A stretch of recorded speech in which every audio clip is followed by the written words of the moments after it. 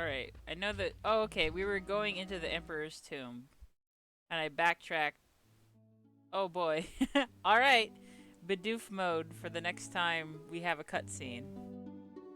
Heck yeah, it's been a while since we had that.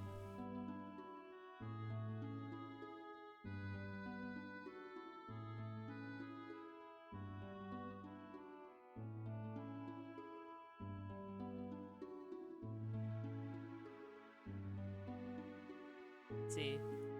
Okay, that's still in the right place. Alright, we'll have to go through this dungeon and do Bidoof mode. Hopefully I do not forget. Oh wait, we can't go there because they're trying to figure out what happened to the capital. They got wrecked.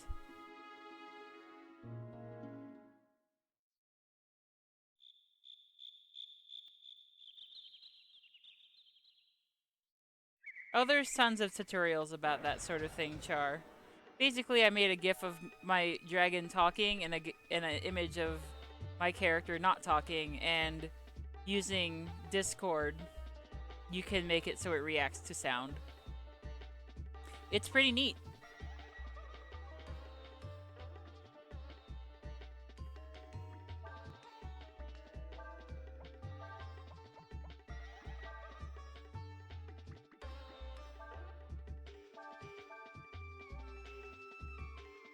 Yeah, my Thanksgiving was pretty good. I had a very relaxing time at home with good friends, and everybody cooked different dishes, so we'd have a potluck, and everybody's dishes were really good.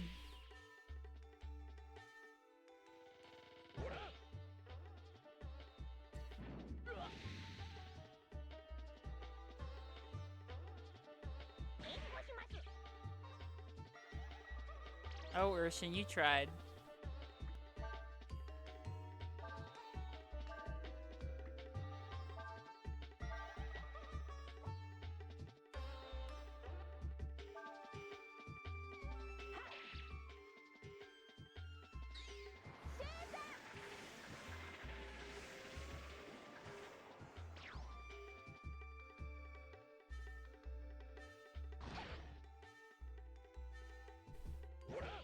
Oh yeah, the eggs.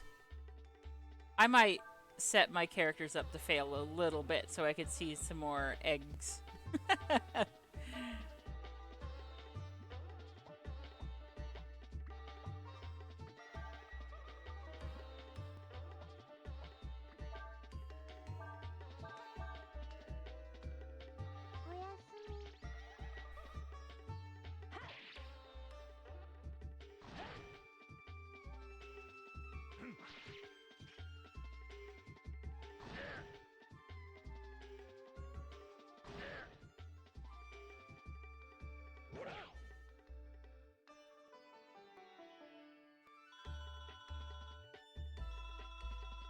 Dirty filter, ew. I don't want that.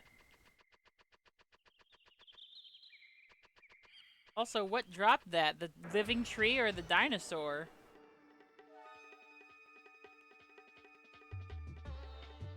Oh, the gold gang is here.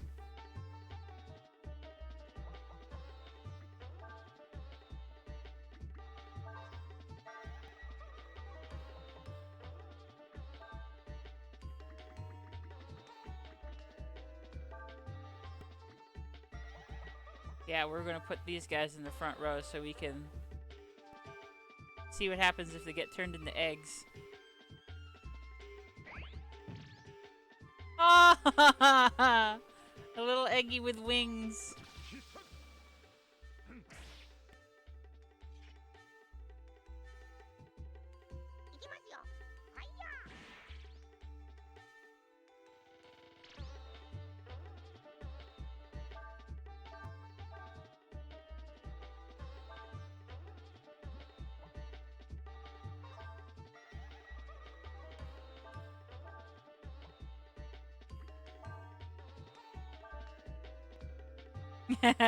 Kier egg.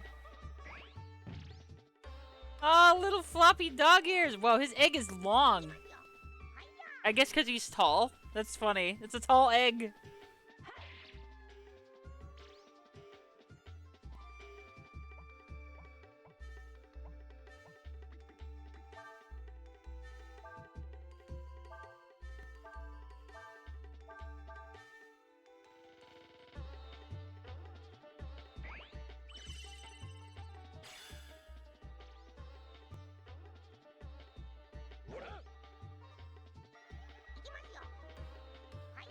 Yeah, you're right. They do. They are reminiscent of Execute. It's funny.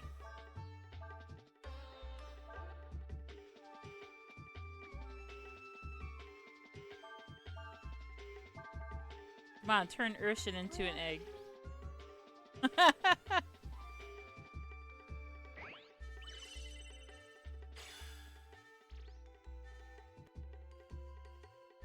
I have not played those Pokemon games yet. No, sorry.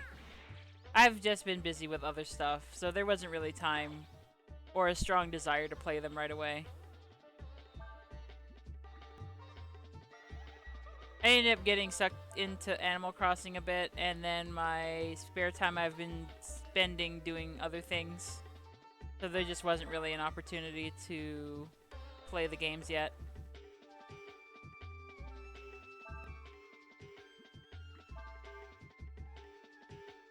Oh, they escaped. So much for that. Well, at least we got to see some more cute eggs. I wonder what Urshan will look like if they get turned into an egg.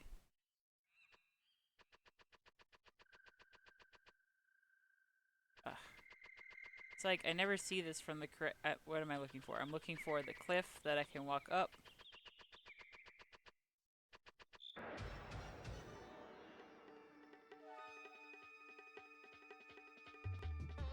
Ooh, more eggs. Oh, there's 2 of them now. Well, we'll take care of you first.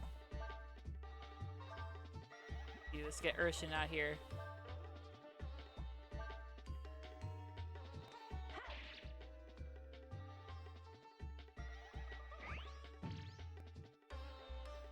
I wonder if Urshan can be turned into an egg.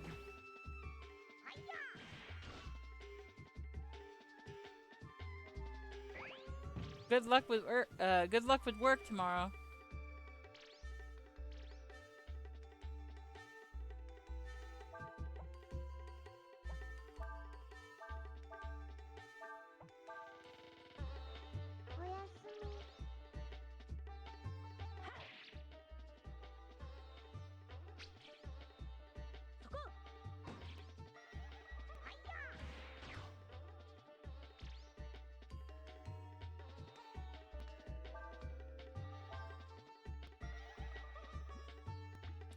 Okay, what if we got serious with this guy? And we turn into a dragon.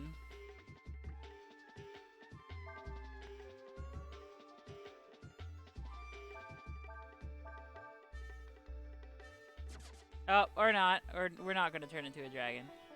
Alright, I'm going to try to stop being lost here. Oop, okay. Well, we got company anyway. I knew he'd be back.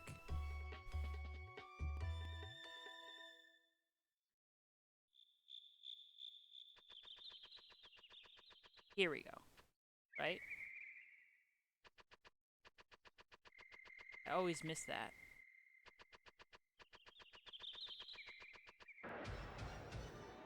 Yes, Gil, my hand is touching a controller.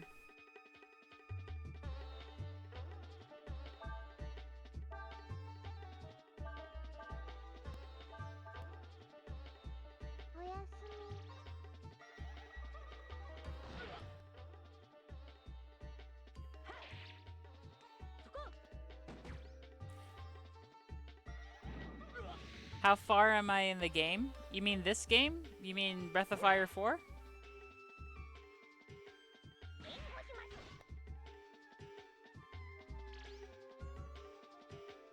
I don't really know. I've never played this game before, so I don't know how close I am to the end.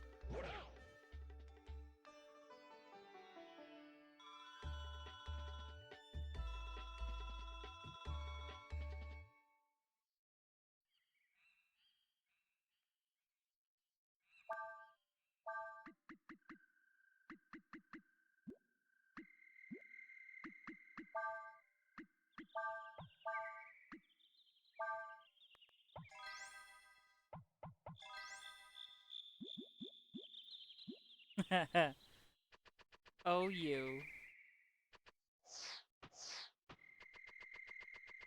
Yeah, I don't think I've seen Devour actually hit.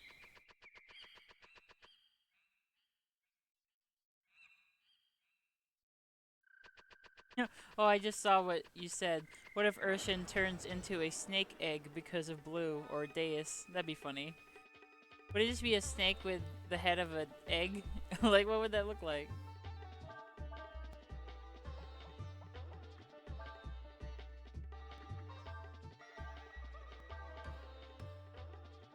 Egg with the head of a snake? I don't know.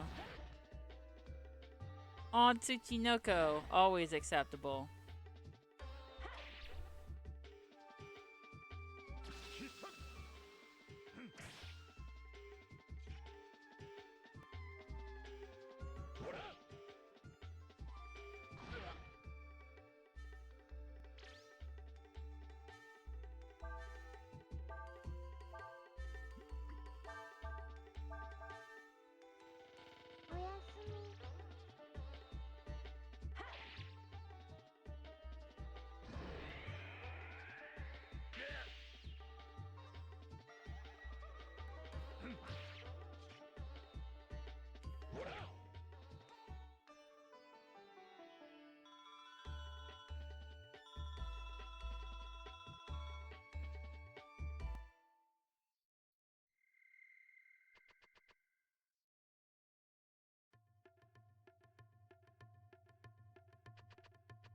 Into the dungeon we go.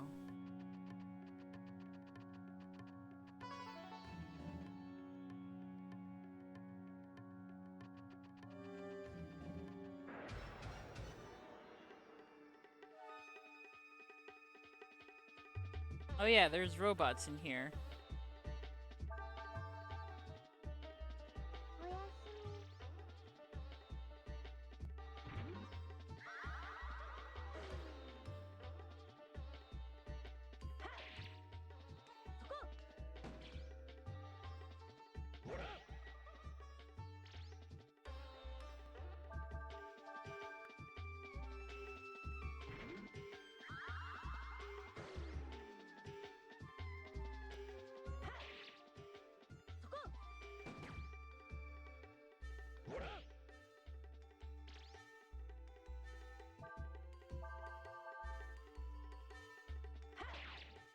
Yes, he is a very cute kitty.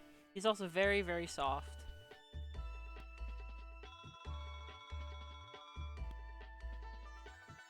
Oh, there he goes. He'll be back. Probably.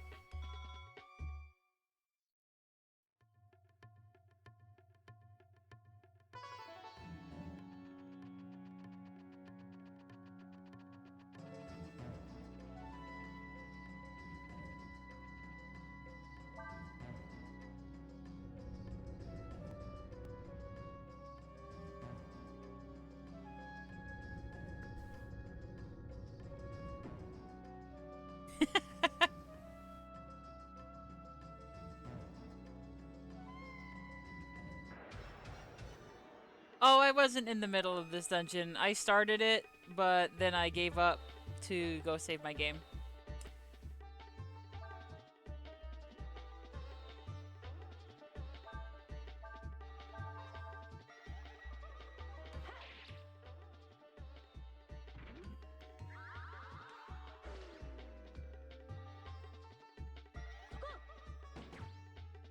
This is an interesting robot design. It's so chunky.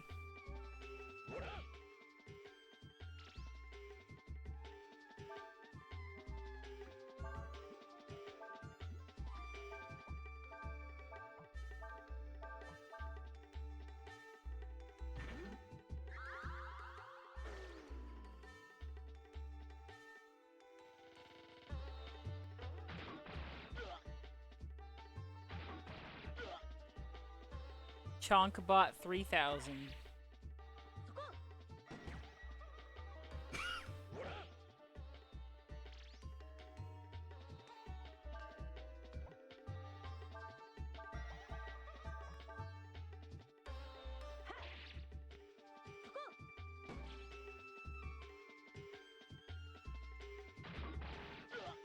But yeah, no real complaints about my holiday because I made the decision a few years ago that I didn't want to spend it with family members. Because a few years ago, I guess like about 5 years ago now, the last time I had Thanksgiving with relatives, it went really poorly. Really, really, really poorly. And not only that, but the following Christmas was also bullshit. And that was when I decided, nope, no more of this. Life's too short. I don't need this. I am going to spend my holidays with friends. And it's been a wonderful decision. There was one rain cloud on my weekend, and that was that I had an awkward family thing where my I guess I shouldn't be too specific. But basically, some relatives that I don't really want to spend time with anymore were asking me to spend time with them. And I politely turned them down. I very politely was like, no, alright, I don't actually want to do that. But much love. Here's a restaurant recommendation, that sort of thing. But apparently that did not go over well. But, you know, that's not really my problem. That's exactly the reason why I turned them down. Is because they're not great, in my opinion. So it was just one of those things where I'm a little sad because I feel like I have a lot of love to give as a person. And I don't like giving up on people like that. But on the other hand, they just sort of reminded me why I turned them down, you know? Oh look, blocks of spam. Standing in front of a switch causes the floor to light up.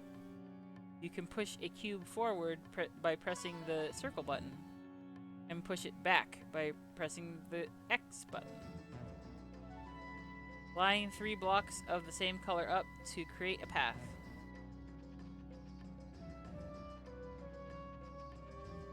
Oh, interesting.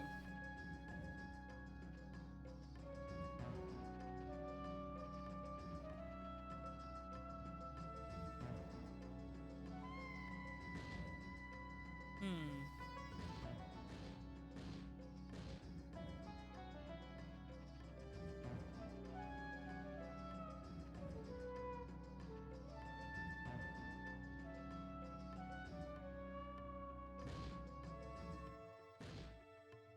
But they have to be the same color?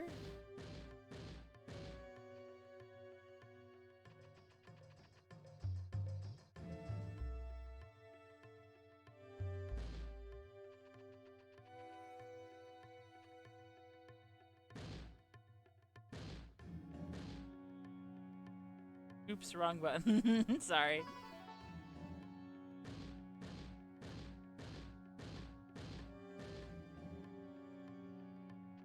So will that work? Yeah, that's a path. What's this? You got a bead. It's like the size of a bowling ball. That's a hell of a bead.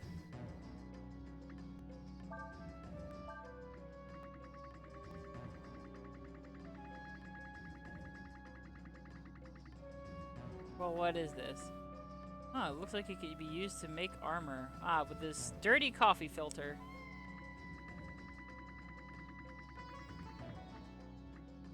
Oh, is it a fishing thing?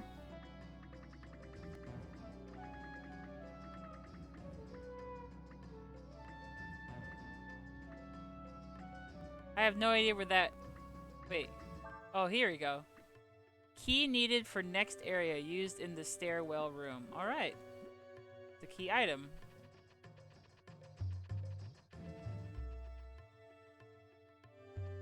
Oh, so next... want to go up there. I suppose. Oh no. Oh shoot, this is like confusing. Oh no, it doesn't even affect the other spam blocks.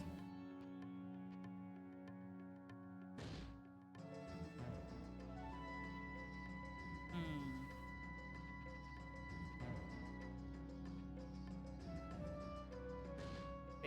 Yeah, there is a block there. Okay.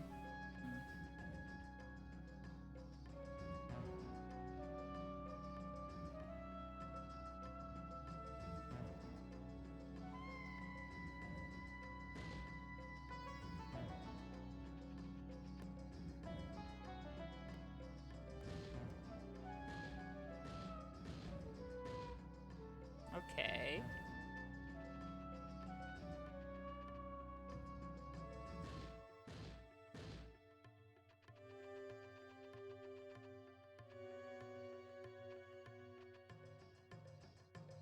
I see. Huh. This is odd.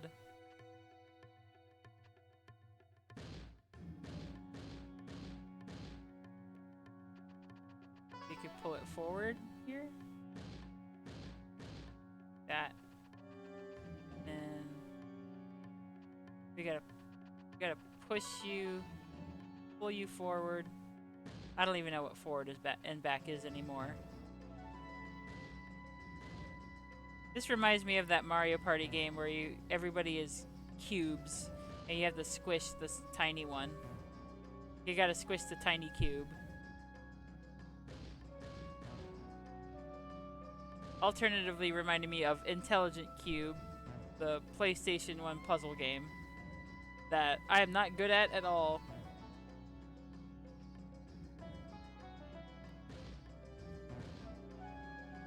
Hmm.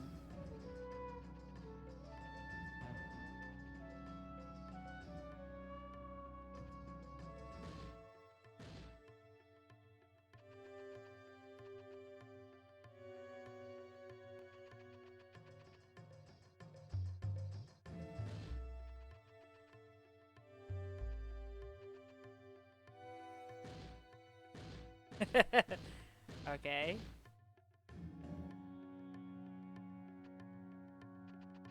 I think we're getting there. I'm just slow.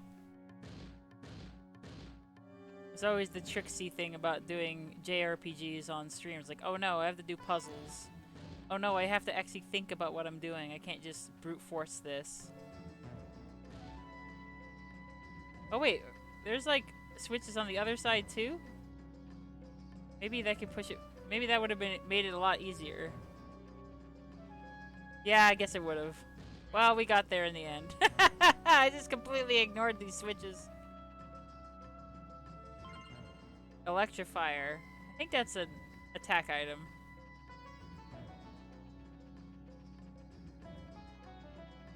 Used in the stairwell room. Okay.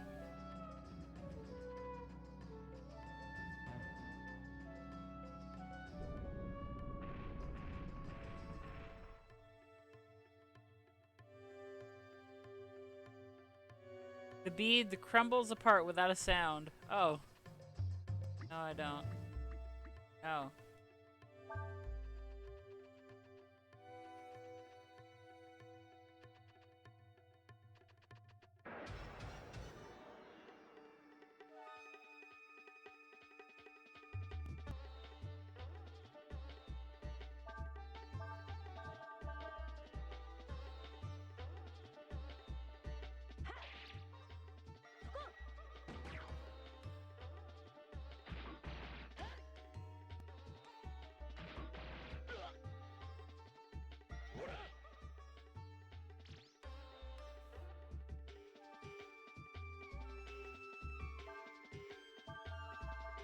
But yeah, Char, it's as you said, it's the kind of relative who doesn't want to take no for an answer, and that is part of my problem with them, is that my impression of them is that they're a bit of a control freak. We've never really been close, and their involvement in my life is very little at this point. And it seems that their politics have just gotten worse and worse with time. And I kind of just don't want to deal with it anymore.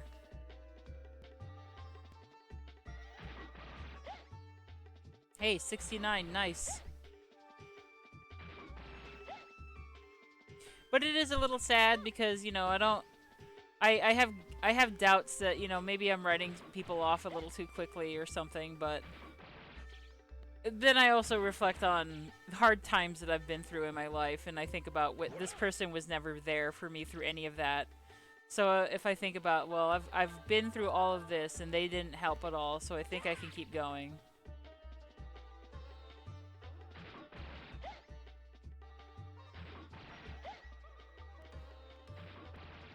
Oh my god, stop picking on Ursula.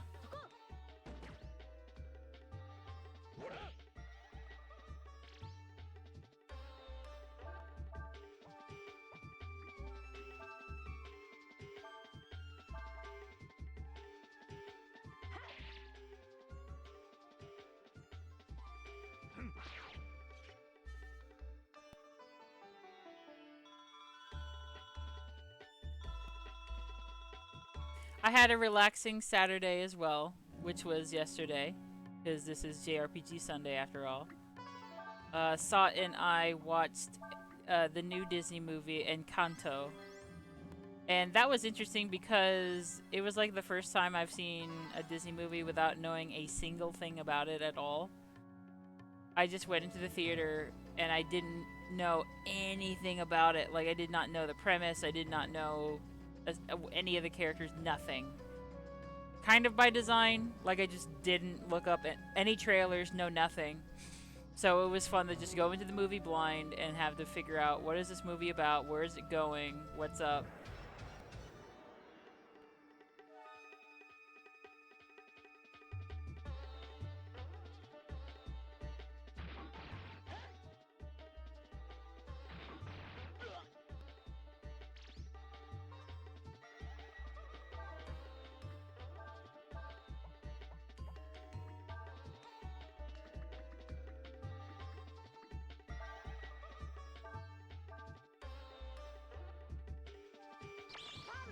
Hello, Sot.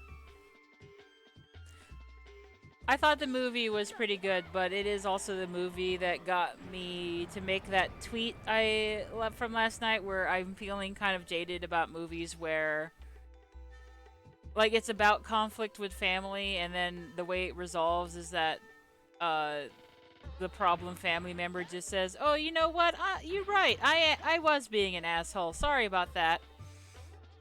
It's just such wish fulfillment to me at that point because I'm like, wow, I sure wish that's how it worked in real life. Instead of somebody saying, "Actually, fuck you. What do you know, idiot?" Because that's kind of how my interactions in real life have gone. So, oh well. I get that. That's kind of an unrealistic expectation, though. Like, what am I saying? What could a Disney movie like that possibly do, right? And I'm not trying to spoil the movie or anything, so I will be fair and say that I had the same kind of disconnect when Salt and I watched The Mitchells versus the Machines, which I thought was an amazing movie, and I do highly recommend that one to anybody who can watch it on Netflix. Like, please do. That movie looks amazing, and it's funny, and it's creative, and I really liked it. But it's also about a family, and I think that I liked it a little better in that sense because... Ooh, beware the red eye.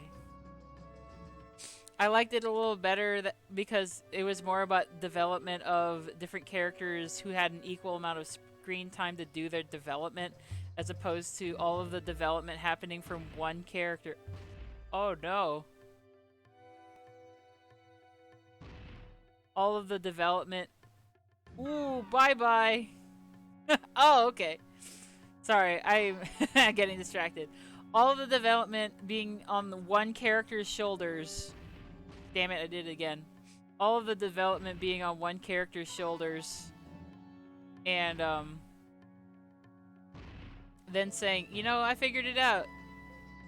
Shit sucks. And then confronting the family member who's causing problems. And then the other family member just being like, oh yeah, you know what? My bad. It's a lot more convincing if the story is about two characters trying to figure out how to meet a common middle ground, as opposed to one character doing all the work. One character does all the work and then says, confronts a second character, and then we're just supposed to believe that it all works out. Yeah, sure. Who needs... Oh, my HP... Oh, boy. That's a way to... that's a way to discourage people from not screwing up the puzzle. Because it makes your max HP go down. You know what? Well, we'll just... Who cares? Let's just go... We've already done this much damage to Ryu. Let's just keep going.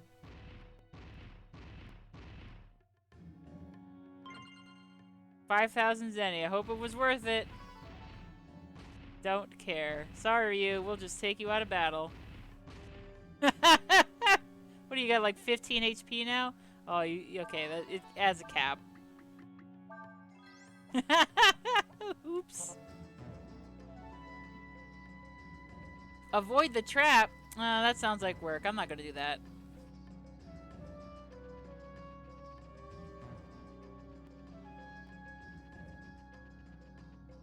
Uh-oh, I got turned around.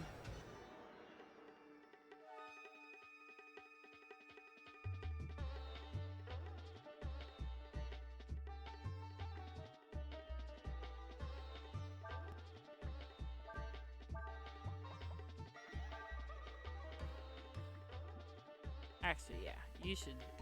You should use fire.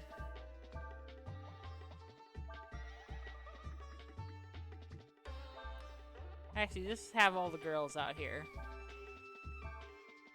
Girl squad.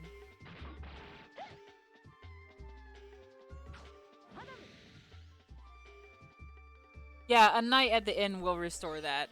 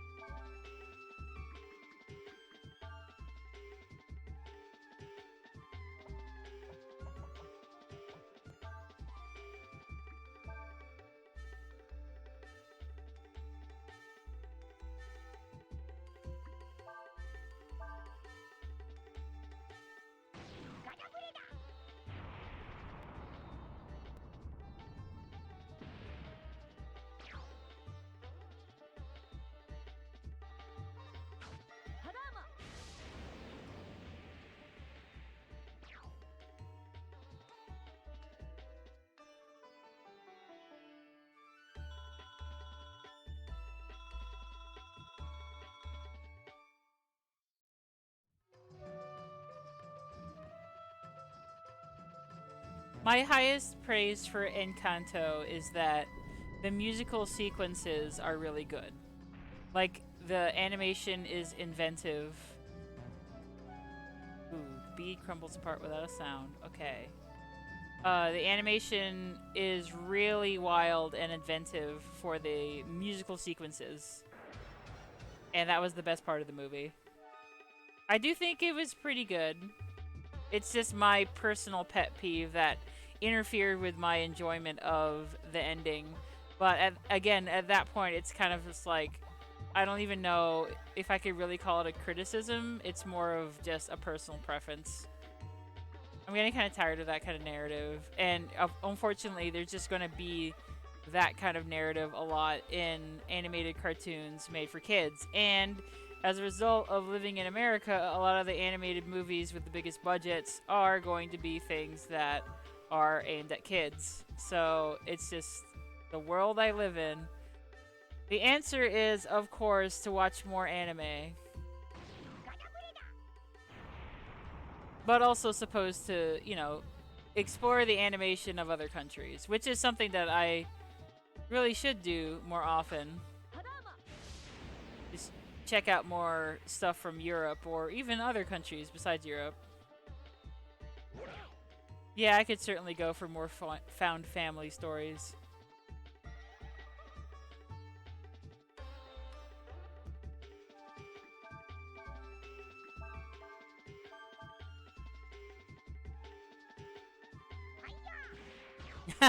There is also that. I could continue catching up on One Piece. I am working on it. I am currently on the volume where I stopped last time, about 10 years ago. Which happens to be, I think I checked, it's like halfway through Dressrosa.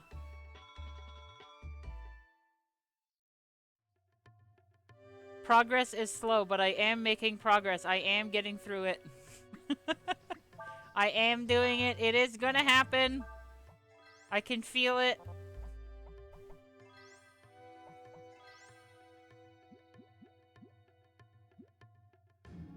Ooh, good luck with that, Captain Ninetails.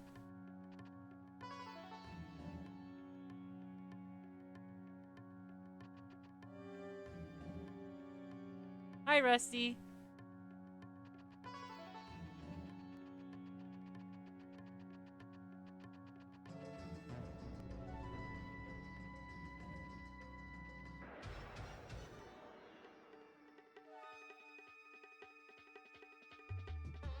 Oh, Return of the Goo. An unstable goo whose appearance and abilities change over time. Hmm.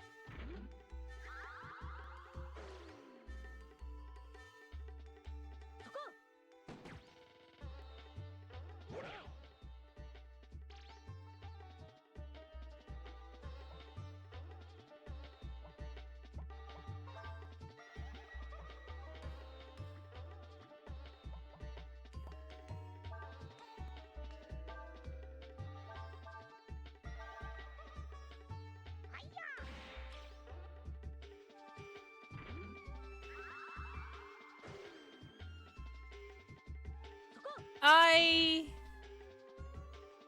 understand where DJ Micro is coming from, and I don't think you're necessarily wrong.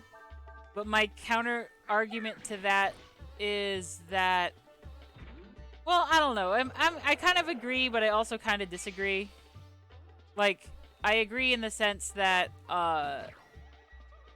like, maybe a show like Steven Universe only had so much time to do everything, right? So they prioritized what they were going to fixate on, and they just didn't have enough time to cover everything, which I think Steven Universe Future is a little bit about the stuff that didn't cover. By that I mean, this, like, the story of Steven Universe is that violence and running away never solve anything. That is the main point of the entire story. Violence and running away do not solve anything, and it went way, way, way, way, way out of its way to show you all the very, very many ways that other characters have tried to either run away or use violence to solve a problem, and it never, ever, ever worked. So if the main spinal cord of the whole series has this thing, there is really only one solution that is viable for the final conflict. It cannot be violence, and it cannot be running away. And like, when I watched that finale, I remember having the very same feelings as Ease there, where I was kind of like, how is this going to resolve? Is it going to be like conflict, or is this finally going to be the thing that admits that maybe a powerful family figure like this cannot be reasoned with? Because the series does touch upon that point a couple times, trying to tell Steven that there are going to be people beyond his ability to reach. Unfortunately, it seems that the show didn't quite get there. Like, it didn't quite show that, because I remember that coming up the first time it really came up was when Steven was very frustrated with Peridot, and you know they were trying to tell Steven like there are just going to be some people that you can't reach, but then Steven did reach Peridot, and I kind of wondered like, oh, is this what the final conflict is going to be too? And then Steven did reach that person, and I'm like, well, okay, this is kindness power fantasy. I think that's how Salt put it. Salt being SOT.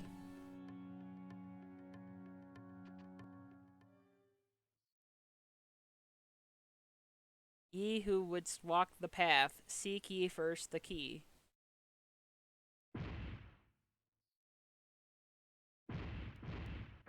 Oh.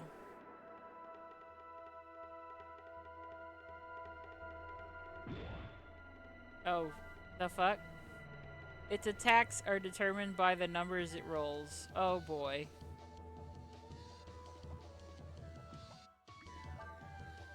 Let's just become a dragon right off the bat.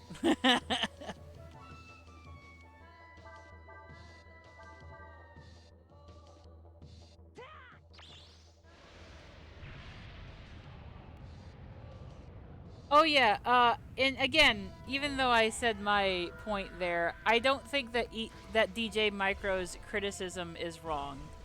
I think that that is a valid criticism because that is like now that it's been a few years since Steven Universe ended, and I've seen a bit of Steven Universe Future, but not all of it. That is my main criticism with the story. Is not about it's like it's not really a story about fascism. I know that like that is definitely a part of it, but it is kindness power fantasy. Like, and that's the conceit, is like the conceit of the show is if the narrative says over and over again and proves itself several times that nothing in this show, nothing in this story can be resolved with running away or violence, then the only answer you have left is kindness and what's deliberation and communication. Then the kindness power fantasy is for you to simply like talk a big military leader down into becoming peaceful and for making reparations. Like that's the other side of this coin here. I watched a really good YouTube video along with Sot um about that sort of thing, about how like this is something that Avatar the Last Airbender stumbled upon, which is like there's you know it stumbled upon in its not the show itself, but like everything that followed after it, because it was just kind of like, oh, whoa,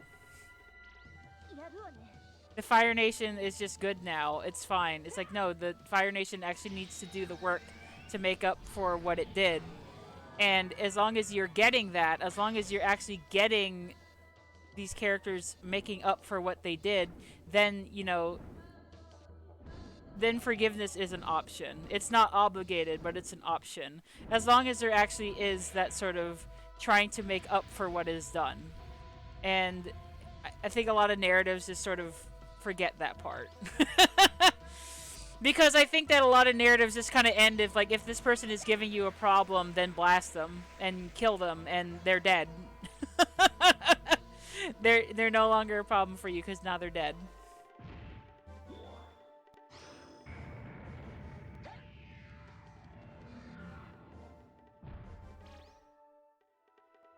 What the? What the what? What?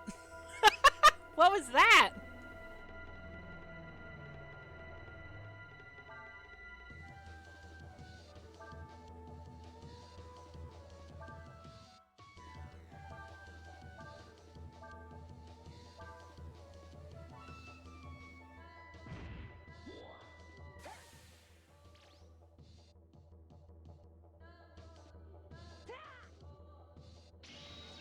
Have a good night, X.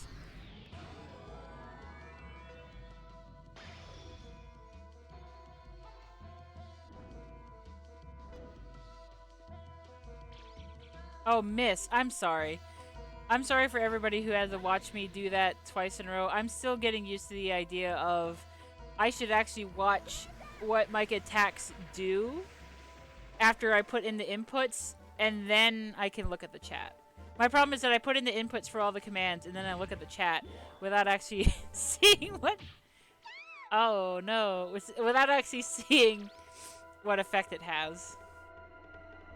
What if I just punch you?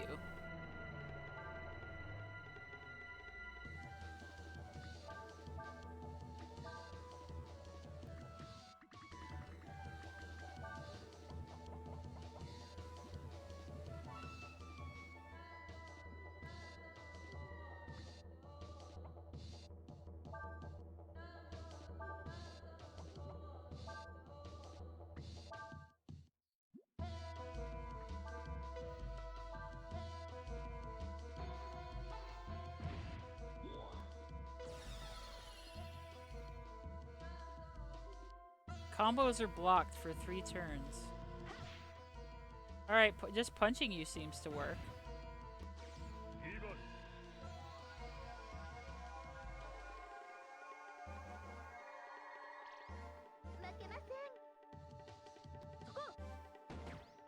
And just shooting you works too.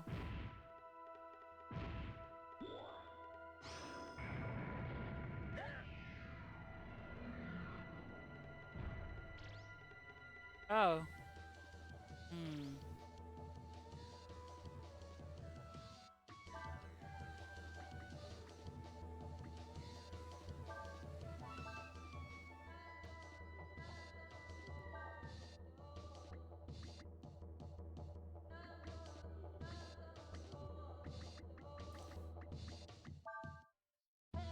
I think everybody could use that. And since melee attacks seem to work, we'll just bring Krayt back out here.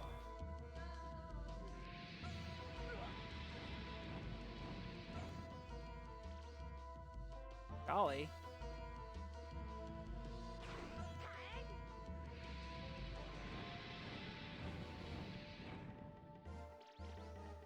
Alright, so no magic at all.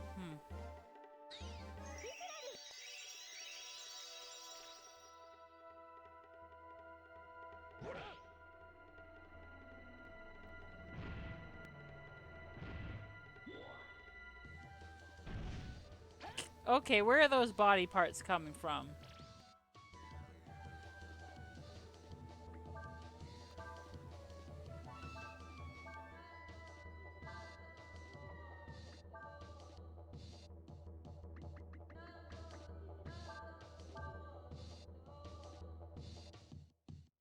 Yeah, these dice have a lot going on.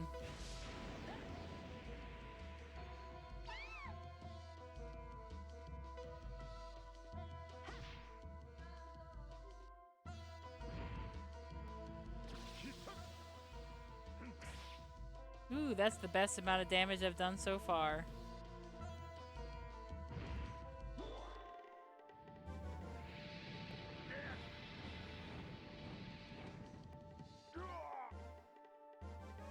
Boy, they hit for a lot, though.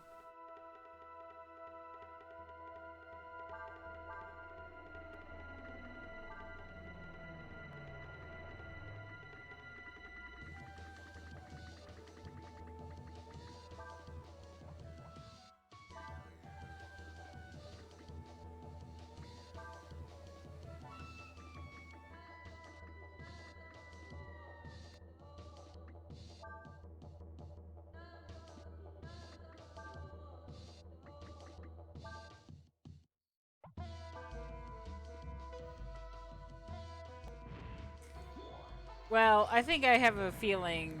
I have a feeling that I'm going to get a party wipe here. I've gotten pretty lucky with the bosses so far. But hold on to your butts for having to do this dungeon over again.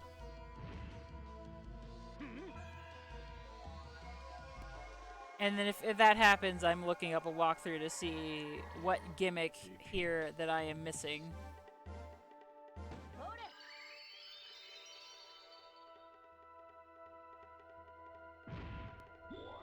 It's probably been 3 turns now. I think I could probably do a combo now. try it out.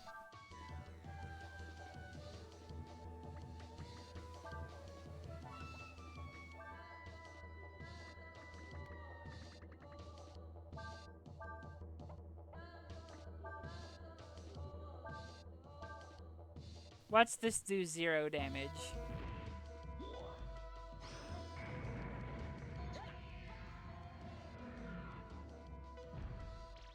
But anyway, to follow up what I was saying about Steven Universe, like, though, like, it is also a problem of, like, how many stories I'm finding kind of do that thing where,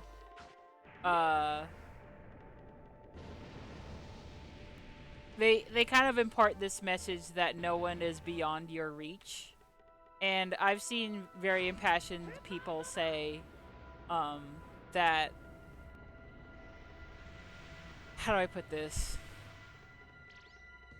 That it's not good for stories to say the message that no one...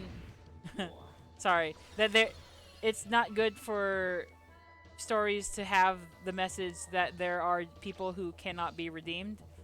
I think it's more accurate to say that there are just some people for which, like, you or I as individuals may not be able to reach, right? You know, you just may not be the right person in the right time for the right job, but you can't go through life believing that like there are just people who can never ever ever ever be redeemed. It's just one of those things where, like, life is just too big, too complex for us to really know what might change a person.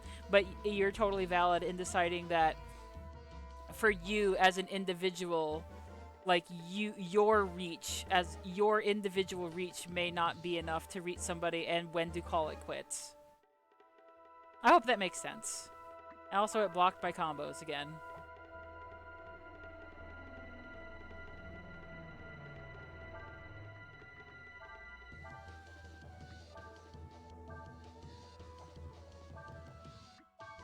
And the failing of something like Steven Universe, if I would call it that. Not really a failing. It's more like a weakness. Like, I feel like not every story can be about everything, but if I had to say something that frustrated me, it would be that it didn't follow through on that idea. It didn't follow through on the idea of there are just some people who are beyond your reach, and unless Steven Universe Future covers it, which I think it might, sometimes there are just going to be people who will always hate you and will never listen to you.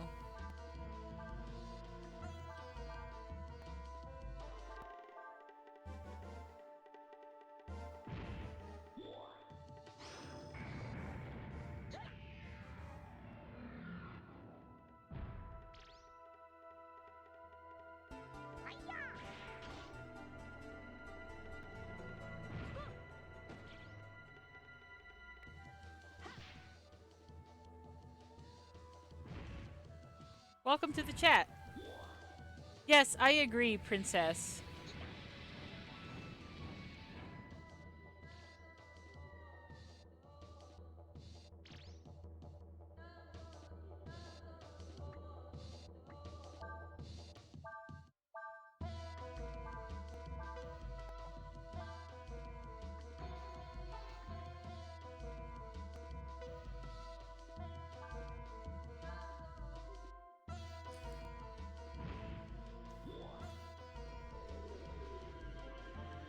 Oh, that's rude.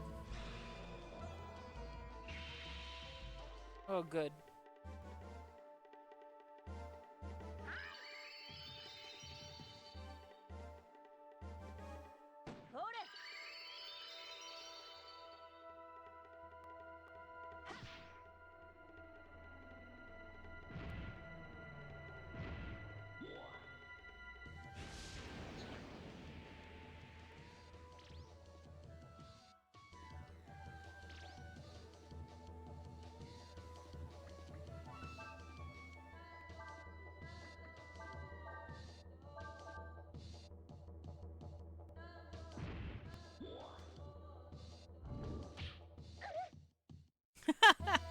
It looks so underwhelming when that punch happens, but then it just kills a character.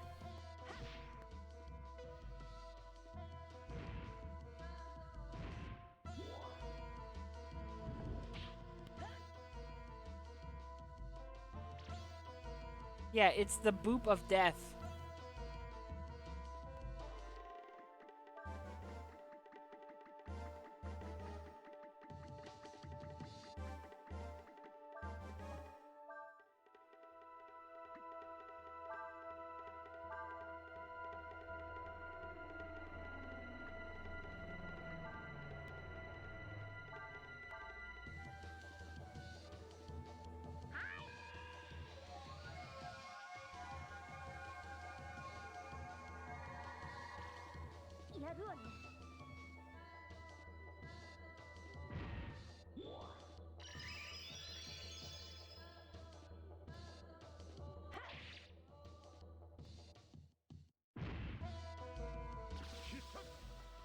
Yeah, I think to a certain extent that they couldn't have predicted where we would have been, where we were in the real world when they got to that point in the story. But again, also it's like it's not really supposed to be taken as. I mean, I know that's weak to say that. Oh, I killed one of them. I actually did it.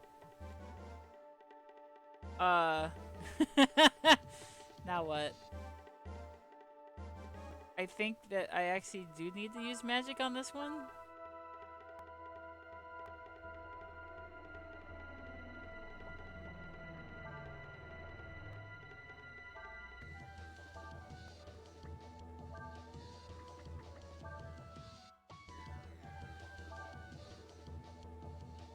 Like it is weak, but it's not really a story about fascism. It's a story about families.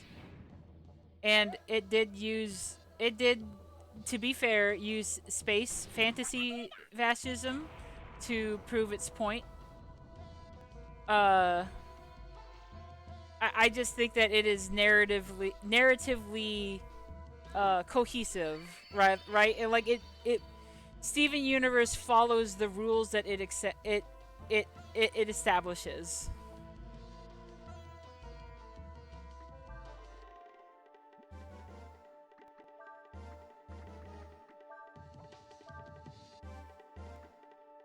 And the kindness power fantasy part of it comes from uh the story being like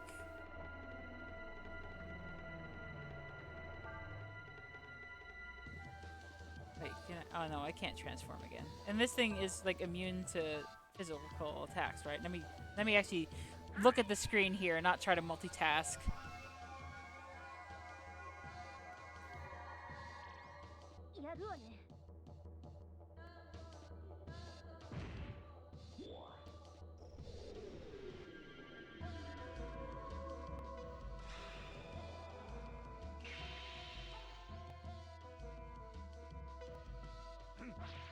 Okay, yeah. Physical attacks don't do jack.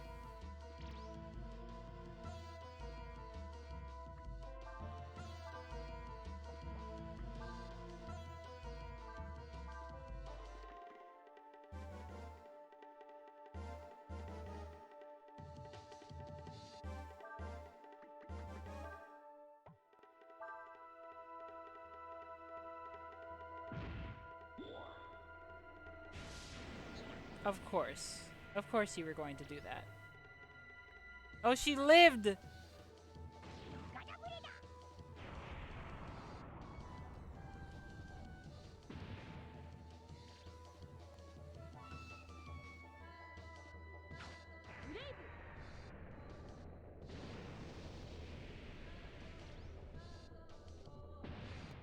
Wow, that doesn't do anything.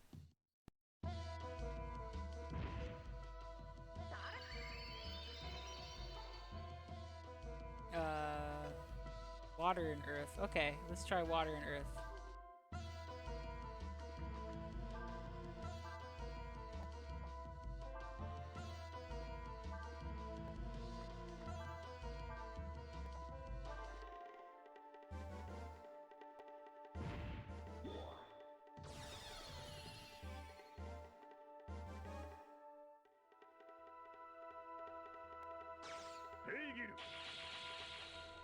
Oh, now I remember the other thing I wanted to say is that, like, I think that a frustrating thing is that narratives may act like forgiveness is deserved.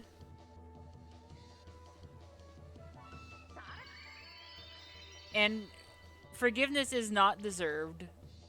Someone may apologize for something and the victim has all the right in the world to not forgive that person ever.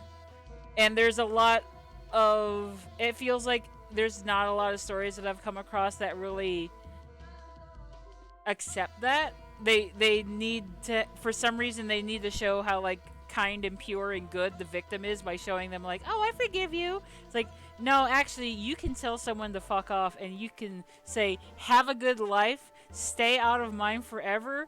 Fuck you. Good day, sir. Goodbye." Like, where's the stories like that?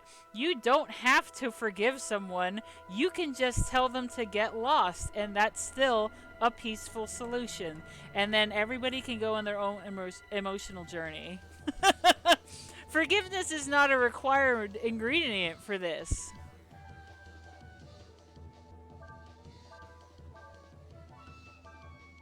Uh-oh.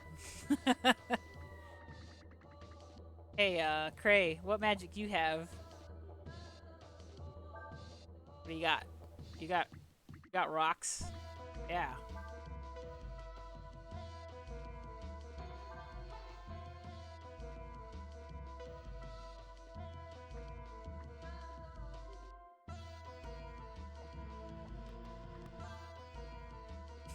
Oh, I love the way Urshan guards.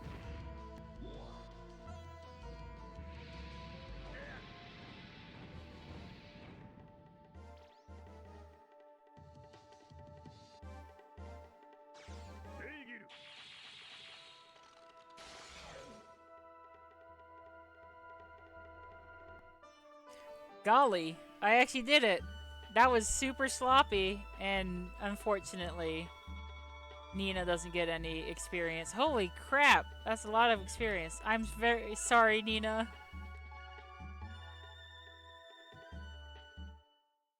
Wow, I actually did it. Puppy!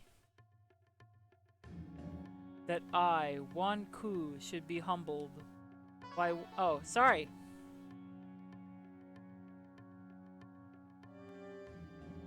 That I, Wan Ku, should be humbled by one other than my master.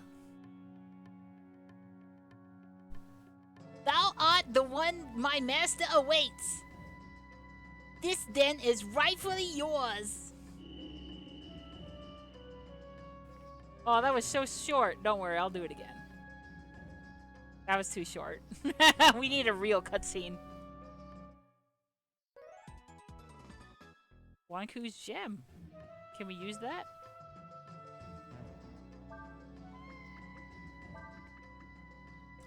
Final key of the Emperor's tomb used in the stairwell room. Okay.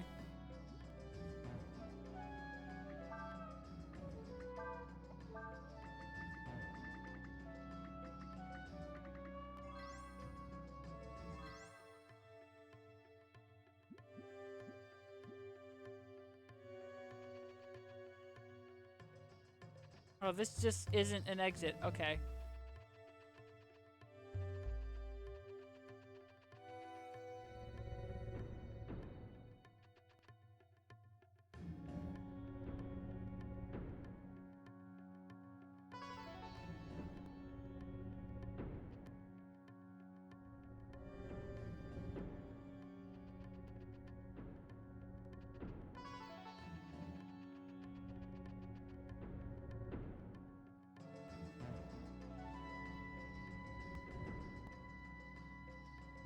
Yeah, I see Syrian Ember Paw. Reminds me of a story of a teacher who got her students to crumple and tear up a piece of paper. Then she told them to do their best to smooth out the sheet.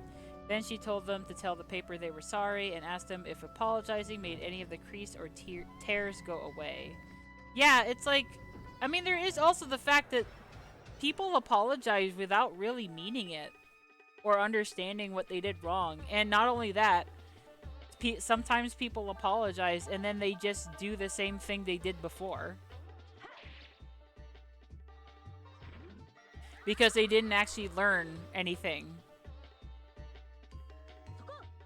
And it's not that I'm expecting people to be perfect because I know that I've apologized for things that I just ended up repeating. But with enough practice and self reflection, you can get better at recognizing the action that you're doing and start recognize it earlier and earlier so then you can stop doing it or change your behavior. And I just don't see that kind of emotional intelligence from a lot of stories made for kids.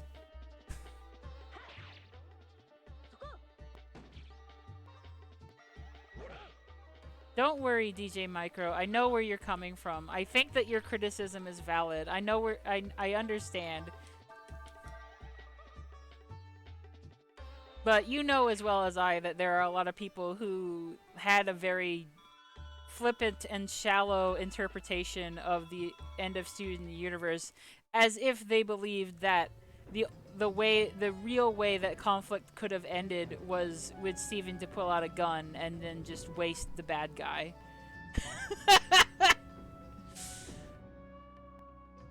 I'm pretty sure that's not what the narrative of Steven Universe was saying. Where the hell am I going in this cube room? I came from there, didn't I? So where am I going here? I'm in cube hell. Oh, maybe that's it. That door over there? I can barely see that!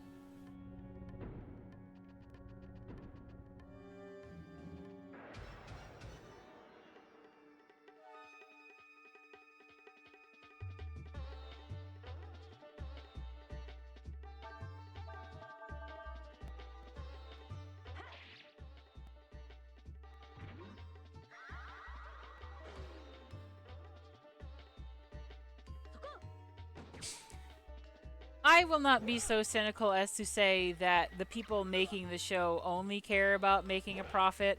I think that there is going to be a lot of animators who really believe in their work and are trying to tell a good story. However, they are working within very strict limitations, and they are working under the power of people who want to make money. So in the end, the product that you receive from that kind of relationship is going to be compromised by executive meddling. It's just the nature of the beast.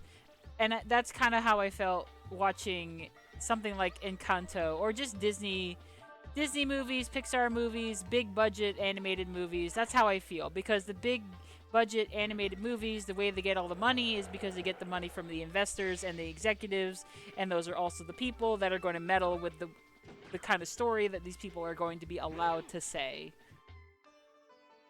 So even though I may get frustrated with a movie that may be like, oh, but actually family will always support and love you. Like, what am I supposed to do? Tell Disney to start making anti-family movies? I can't do that.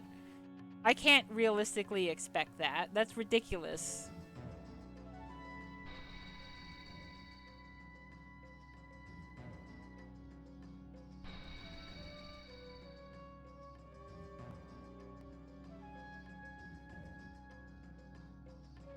Oh no, I got my gem from my cool dog friend and I blew it up immediately.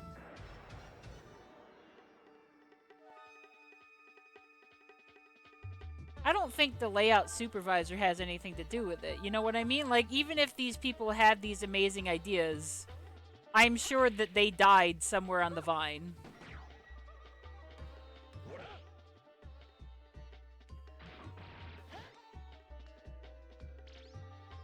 Or, you know, it's just somebody's actual family experience that they got through to a family member. I want to believe that that is possible.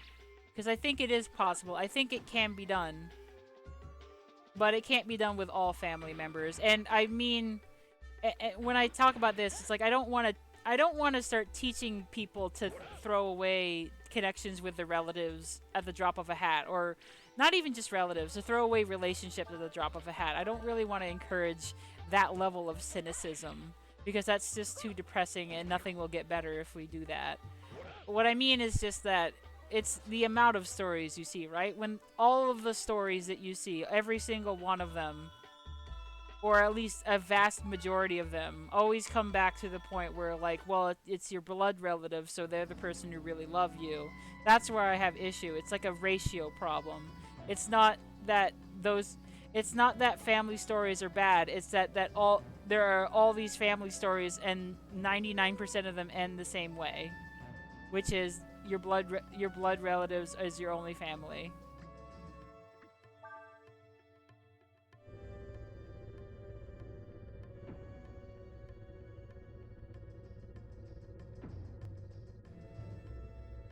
Whoa, I'm in space.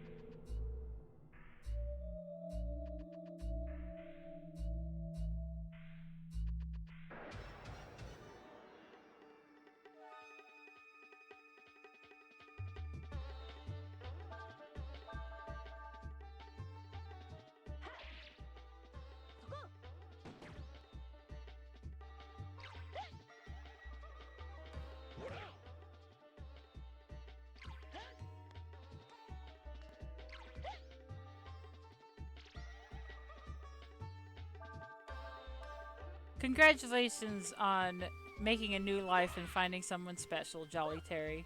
Or Jolly T. Jerry.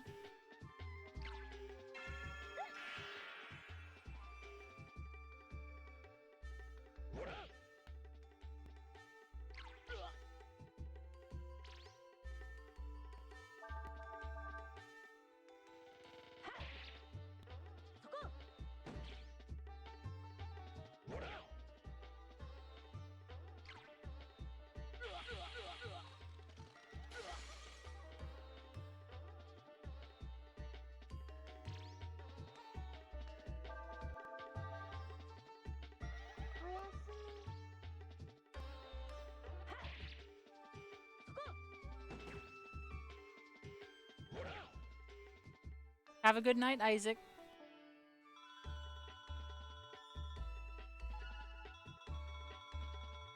There is also the extent to which I just want to say that you can't please everyone. I have my personal preferences for stories, and that is just a thing that doesn't always need to be addressed by the media I'm consuming.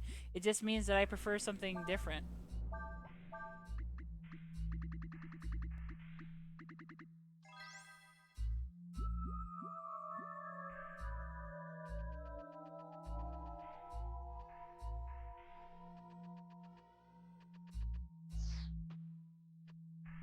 Wait, what was the point of that?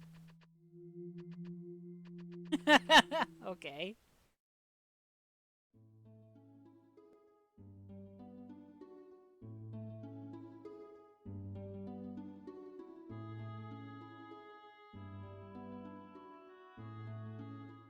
Astana.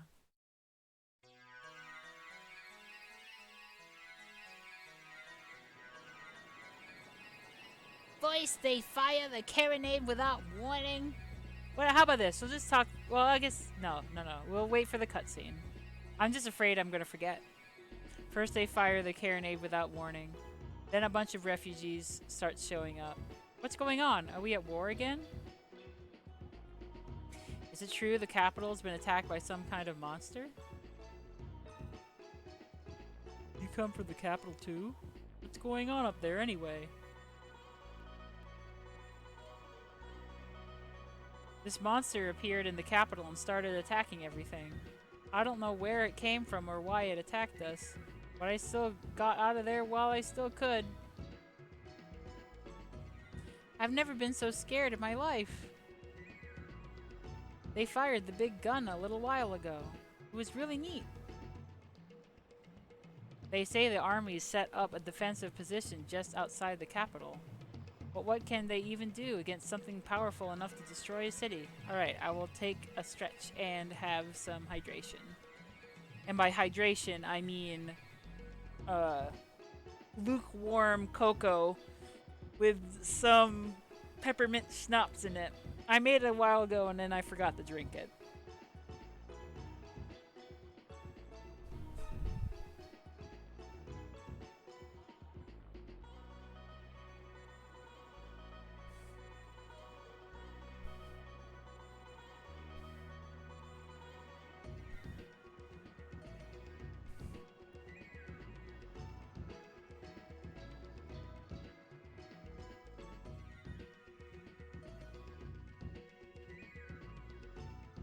They fired the carronade a little while ago. If we're at peace right now, I wonder who they were firing at. That monster attacking the capital sounds pretty frightening. What'll I do if they order me to go to the capital?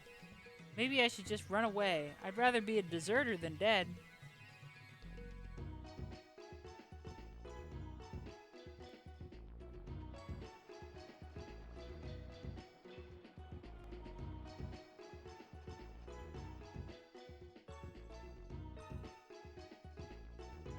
You're a supplier to the Imperial Army. We only carry the best weapons.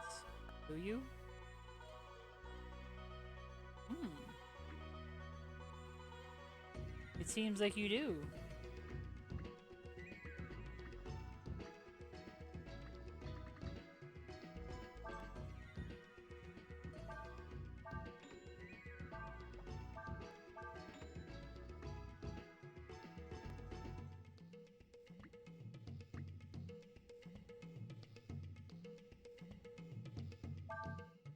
I think you could use this. Oh, I don't have enough zenny. Oh well.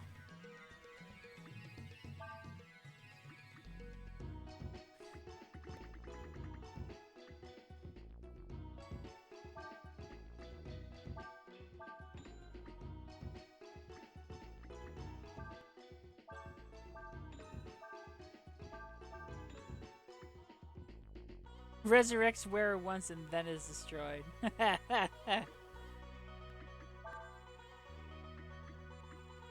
Oh, 23. Okay. Oh, 420 zenny.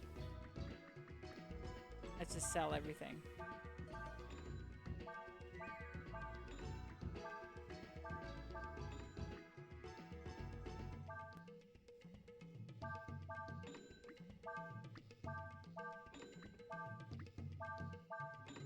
Made it.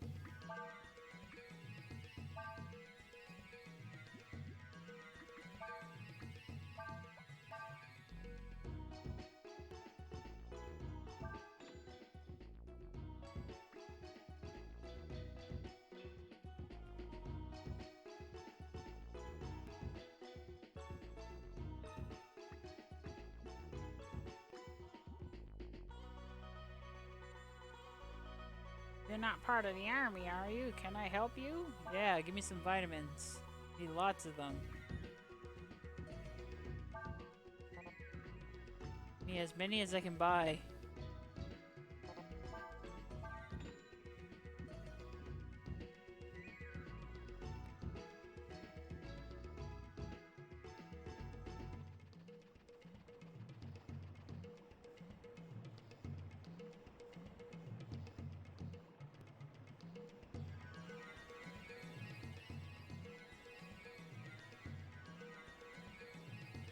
I have Comey Can't Communicate on my wish list for books, but I have not watched it or read it yet.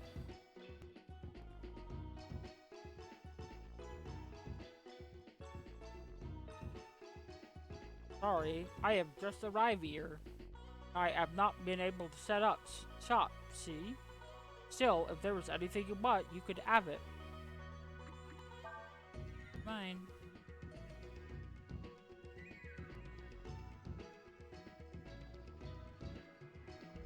Oops, I may not be able to afford an inn, even if I find one.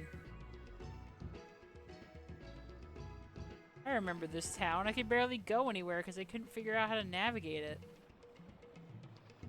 I think this is the inn.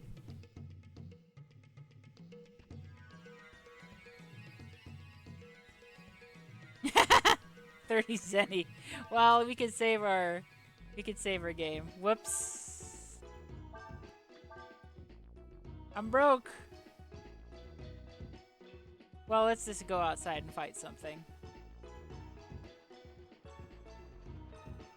I actually don't even know if I'm supposed to be here.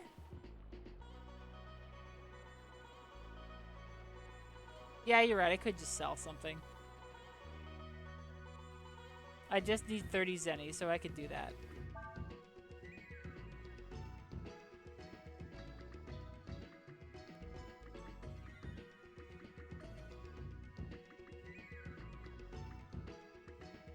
There we go. I'll sell some weed.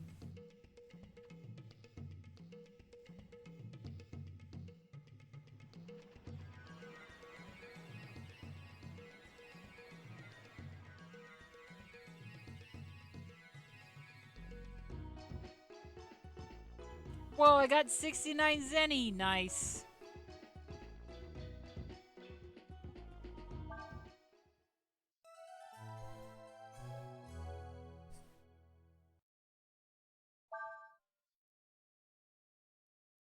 And yes, it is okay to ask questions about weed in my chat.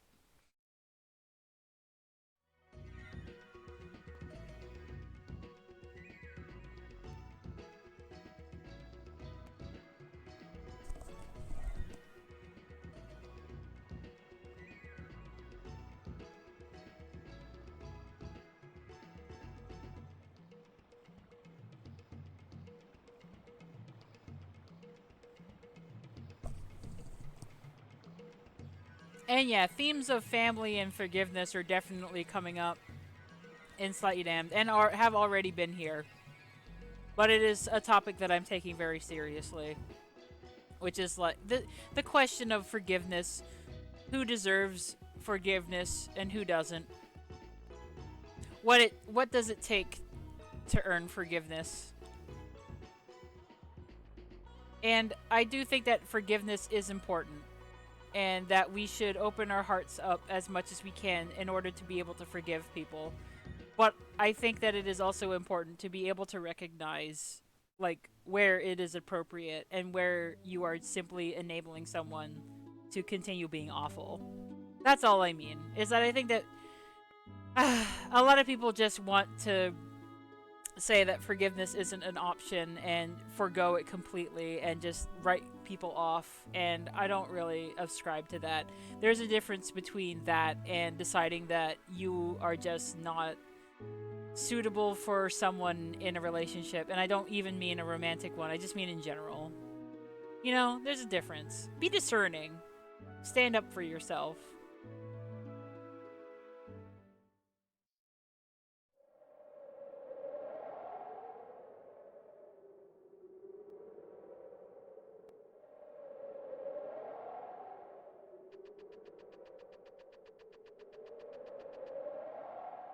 Can we use this? We don't know when the gateway will activate, and Captain Rasso will return. I have to stay at my post until relieved. Sorry, but the gateway is currently out of service.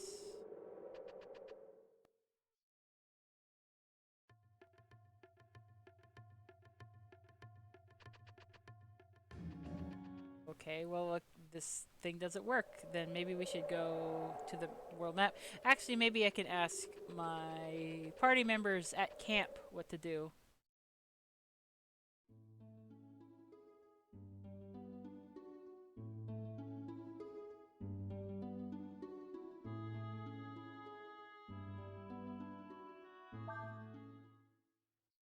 Yeah, Captain Rasso is creepy face man.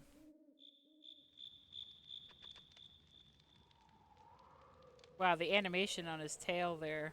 Golly. It's so smooth. Well, at least we were able to get around the checkpoint. Oh, you're cheating. I wanted to see the other side of it. Whatever. We can follow this to the capital. I'll finally be able to take you to headquarters and complete my mission. That strange feeling inside the tomb. I guess that must be the aura of the endless that Deus keeps talking about. I have a feeling that a big fight is coming. It appears that after awakening, Fu Lu went to the capital. Hmm. Okay. Well, I'm lost.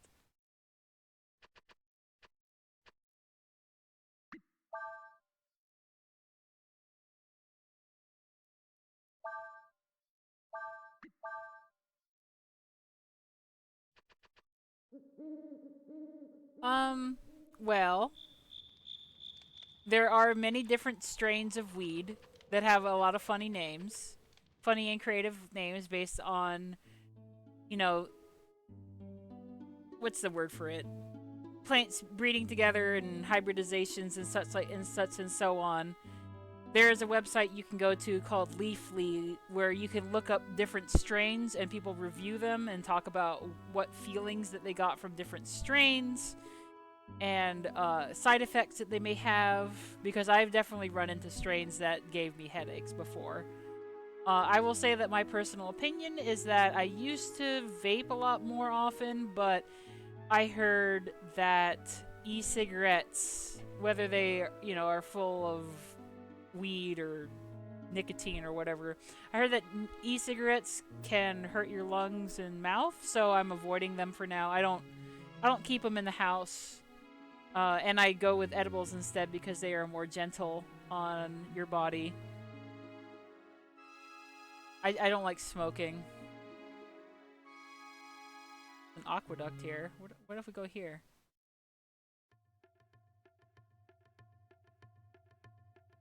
Oh, we went through here before, didn't we?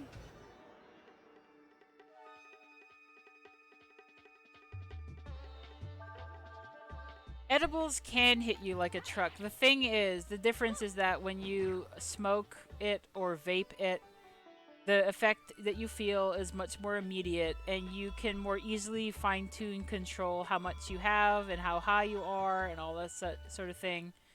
But it comes at the cost of your mouth and lungs. It wears off faster, but it's more easily controlled. Edibles are can be difficult to portion at first because as a newbie, you may not know how much you need to really get an effect, and a very common especially rookie problem is that it can take anywhere from half an hour to like 2 hours for somebody to really start feeling the effects of weed. Everyone's different.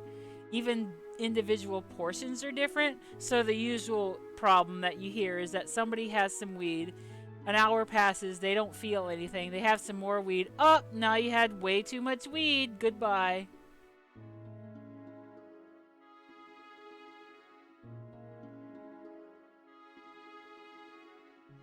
Oh,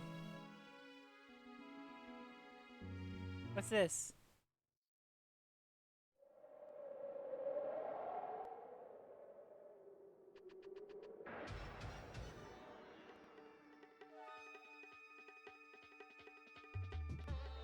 Hmm.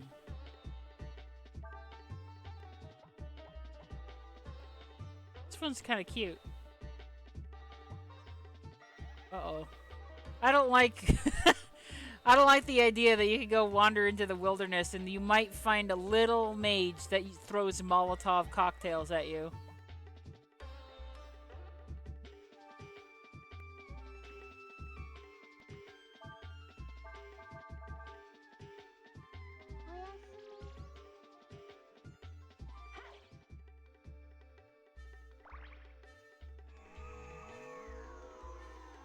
I used to vape a lot, but again, I started learning a bit more about e-cigarettes and stuff, and I just started to get a little wary of it.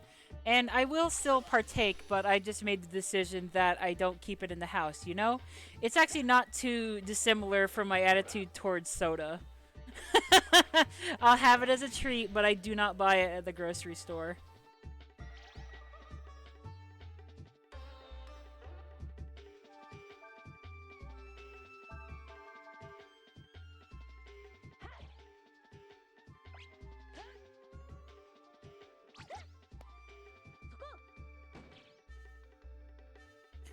Boy, these sure are wiggly little guys.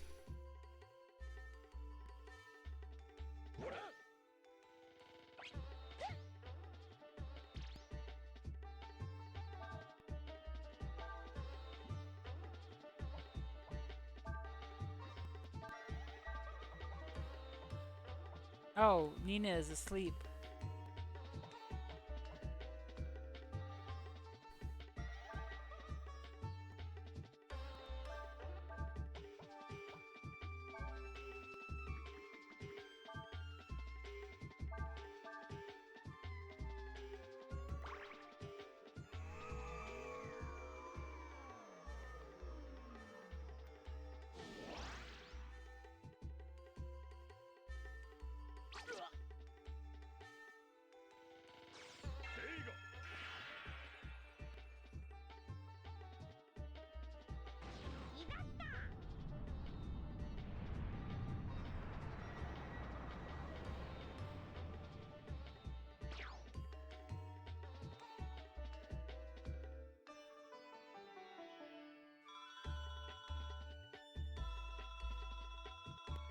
Actually, I'm going to change the time. Take the time to change my party members around, just for some variety. Let's see. Yeah, change battle. Sias, the Urshan, and Cray, and then we're going to do the same thing. Oh, you can't have whatever. Sias and Urshan.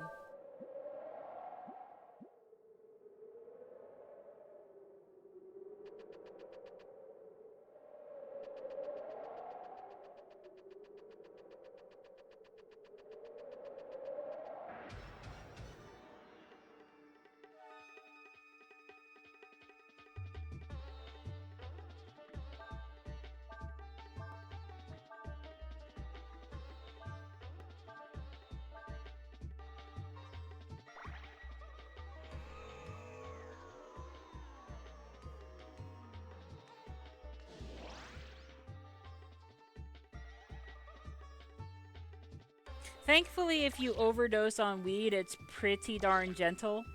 Uh, there was a time where I ate too much on accident because I misread a label, and I basically just slept it off. Like, it was overwhelming to me because, as I've put it in the past, wearing pants was a sensory overload, and I was thinking in fractals, whatever that means to you.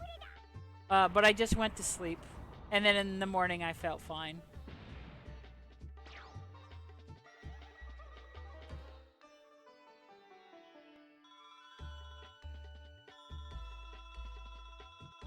It's definitely way more gentle than alcohol is, and it's virtually impossible to overdose. Overdose in the sense that it would hurt you, I mean, like kill you or something.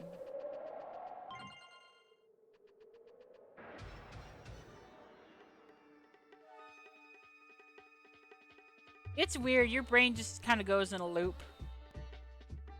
You fix. Think about, when you have an earworm, it's kind of like that. You're just sort of thinking in a loop over and over again, and you just can't get out of it. It wasn't scary. It was just sort of like, oh, I'm not going to be able to do anything else today. Oh well.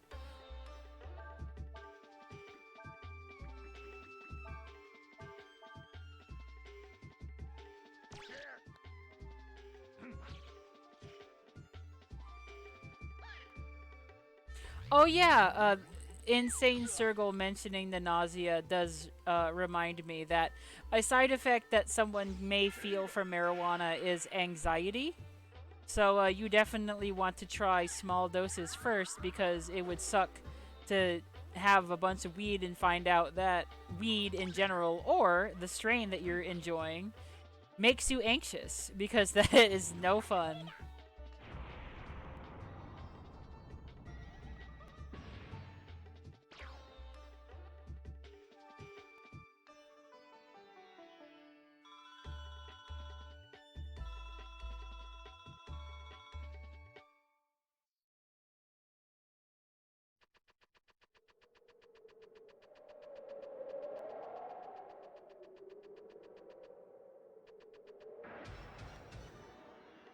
Oh yes, that's another thing that is important to bring up here in this chat is that you absolutely should not have weed until you are at least 25 years old.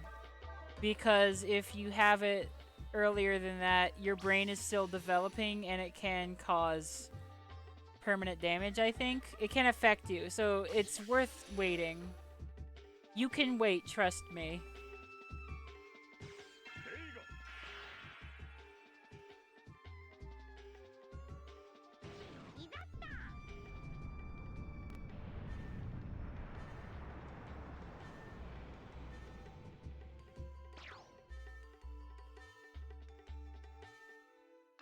Yeah, I am well over 25 at this point.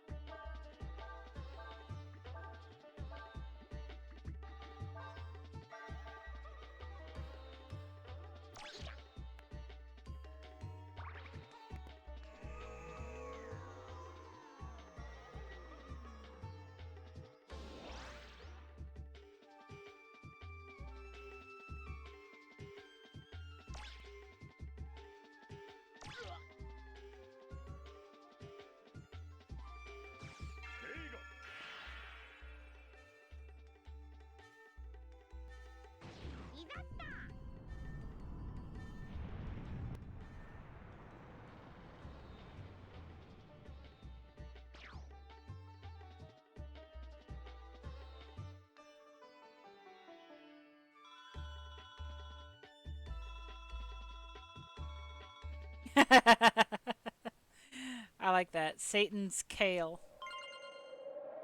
Oh, barrier ring. We did get some new accessories. What accessories did I get? Life sandals. Not bad. Increases chances of performing a combo hit. I didn't know that was chance-based. Protects wearer against mind attacks. Hmm.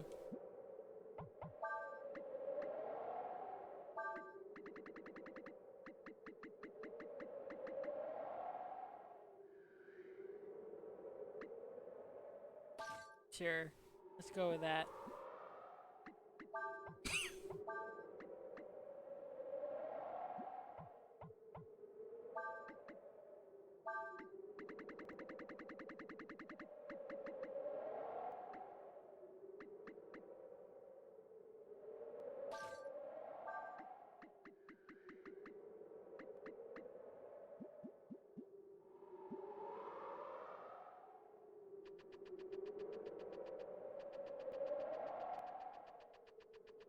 Hey, I like kale.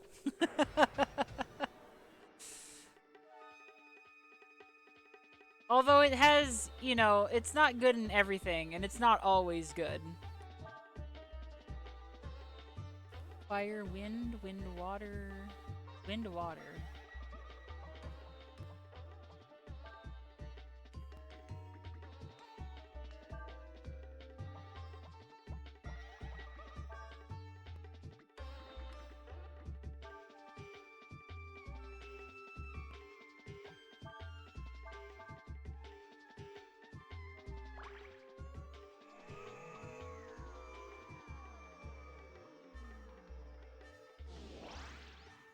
Oopsie. I don't like the silence icon be these fat lips.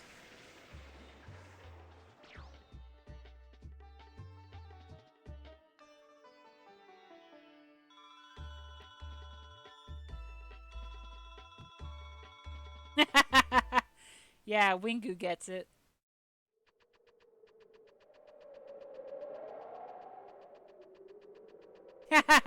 Okay, I'll think of it that way instead.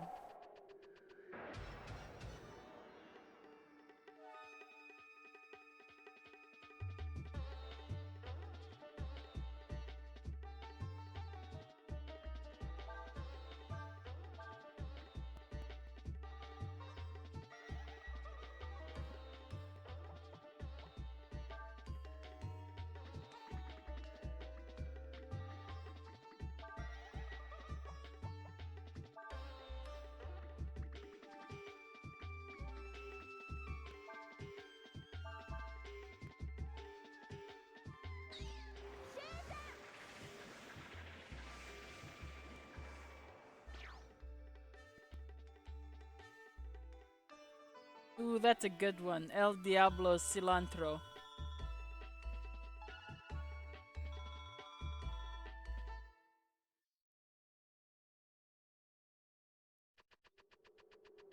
Hey, good on you for watching your health.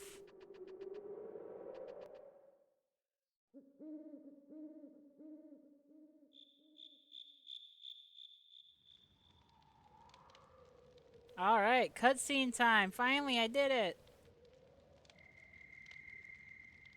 Do you think?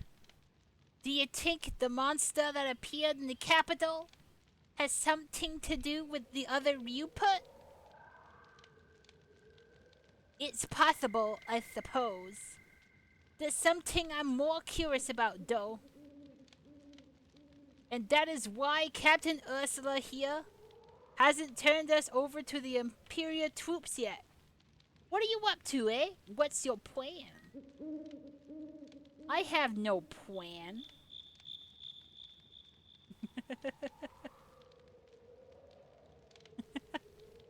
Hello.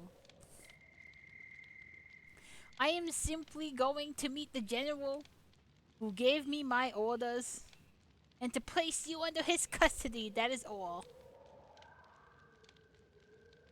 So that's why you're heading toward the capital, eh? You've heard the same stories. The capital's been laid waste.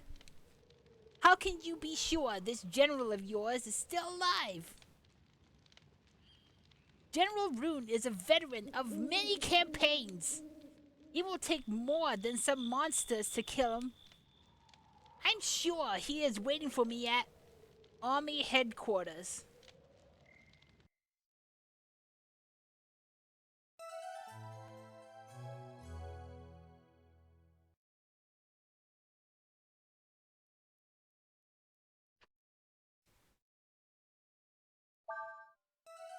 Oops. I guess I already did that.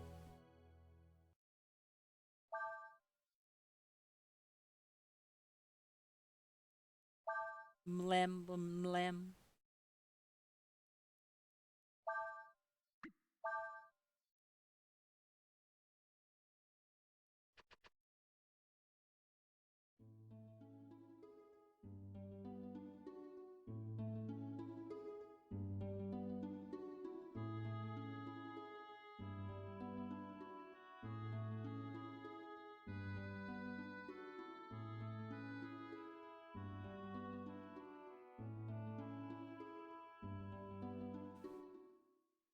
Highway to hell.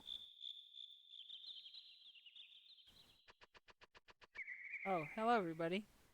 What are you gonna do? They say the main garrison stationed in the capital has been wiped out. We've heard reports that horrible monsters have appeared in the capital. I wonder if I can turn him around.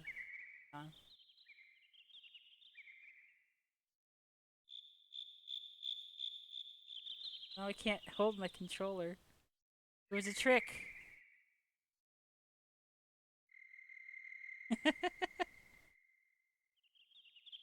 Here we go. We've heard reports that horrible monsters have appeared in the capital. I'm sorry, but we can't allow anyone into the capital. It's too dangerous. What? You want to go to Cheeto? Are you out of your mind? Look at us. We're professional soldiers, and it's not safe even for us. Some people say that the monsters running around the capital is actually a ghost summoned by the spirit of the first emperor. Just let that monster come. We won't let it get past us. What if I... Captain, are you trying to get to the capital? That's right. I need to see General Rune. Captain, the capital is all but lost.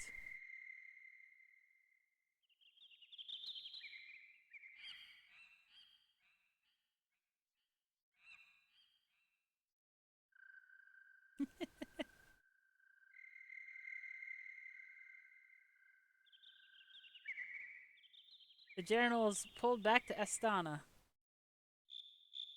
What's the current status of our forces? How many troops do we have left? I don't know, ma'am. You'll have to go to Astana and talk to the general. Oh, I have to go to Astana and talk to the general. Okay.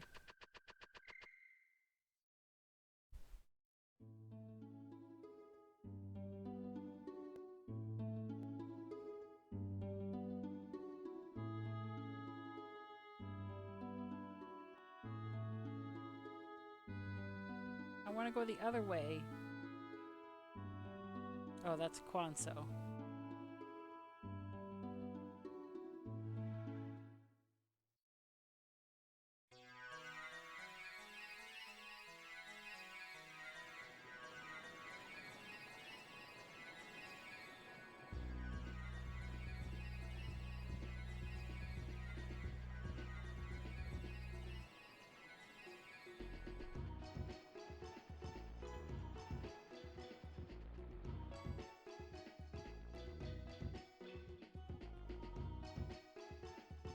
I was told I could find General Rune here.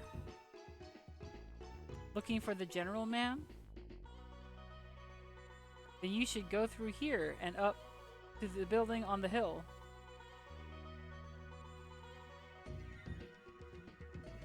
Hey, what do you think you're doing? You're just going to go up there and hand Rupert over to them, just like that? I told you from the beginning that's what I intended to do. Look at it this way, Cray. If we don't find out all we can about the Empire, we won't know anything about Rupert's other half, the first Emperor, either. Besides, I think Ursula has also realized that even if the Empire does get a hold of Rupert, they can't do anything with him.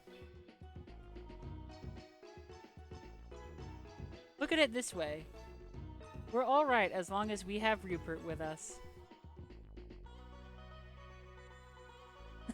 Well, alright. You put it that way.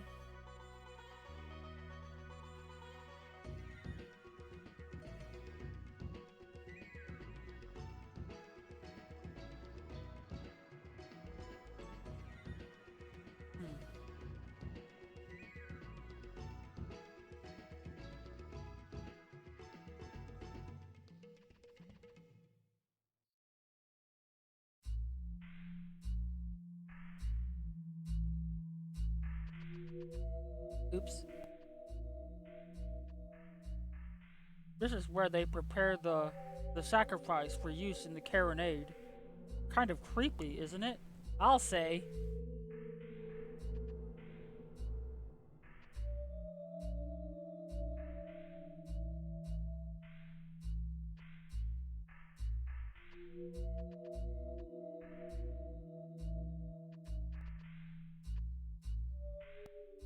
Firing Caronade! Bang!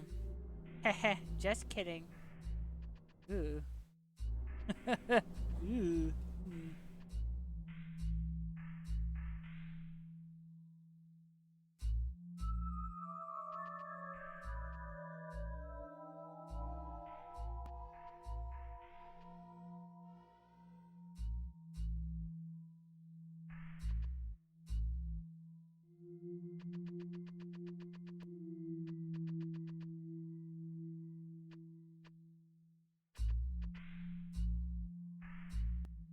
Boy, that's creepy.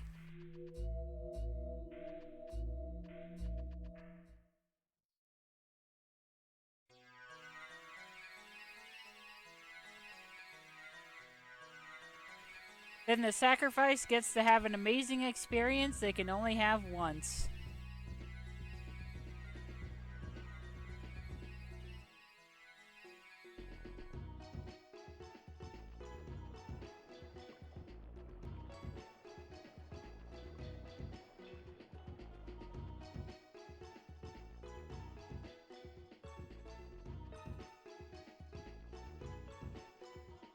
I want that. I don't even know what that is, but I want it. Boy, Ursula really runs like she's on a mission.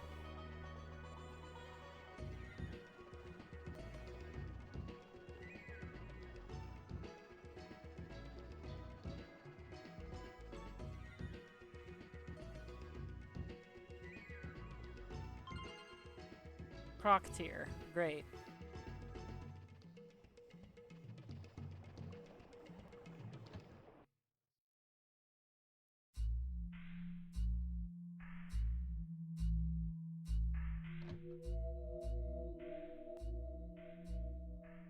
Cray, this place, isn't it?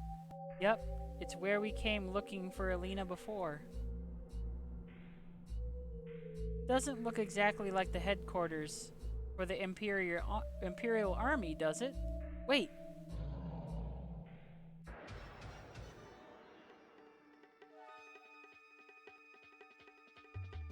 Ew. What the heck? Master of the Dead. It uses black magic to control its troops.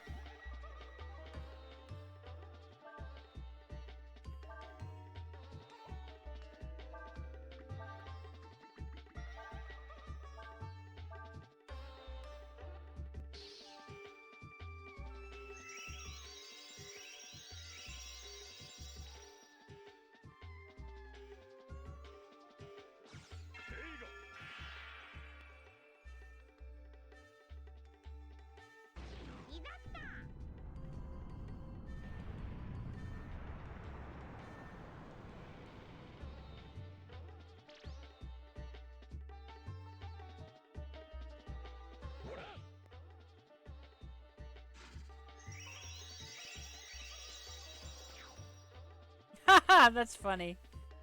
It healed everyone, except it didn't.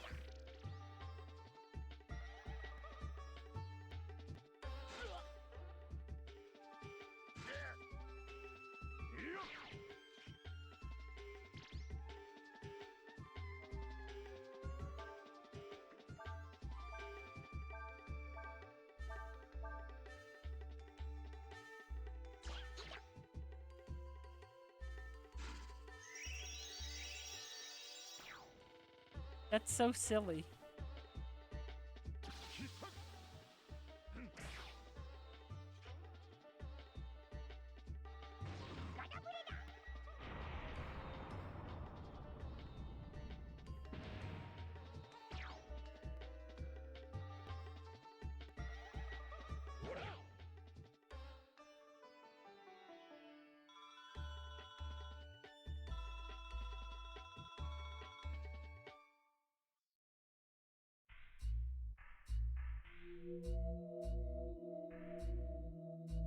What would a monster like that be doing in a place like this? Well, I guess we've got no choice but to go on.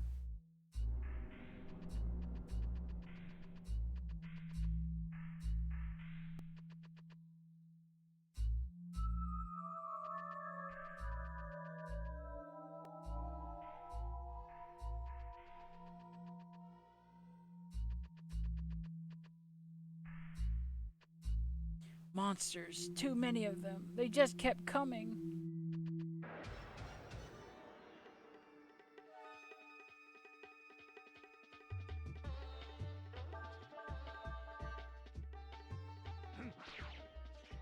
Come on, guys, you lost to these? They're like Goombas.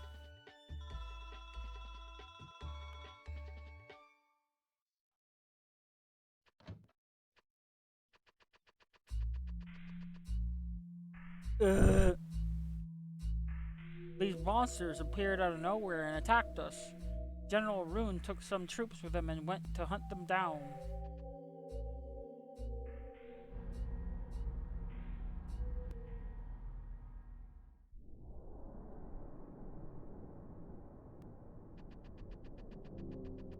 Oh, I got creepo music again. Creepy sewer music.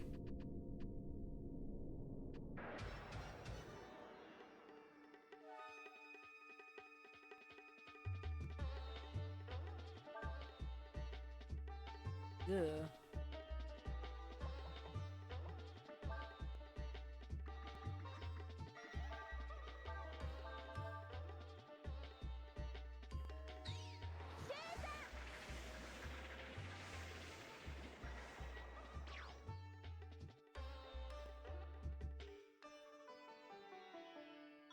Yeah, Gil has settled down now.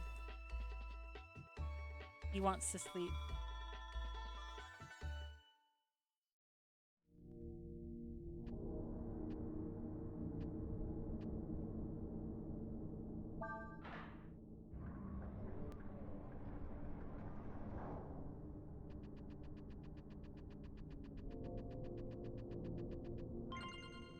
Great, an old tire.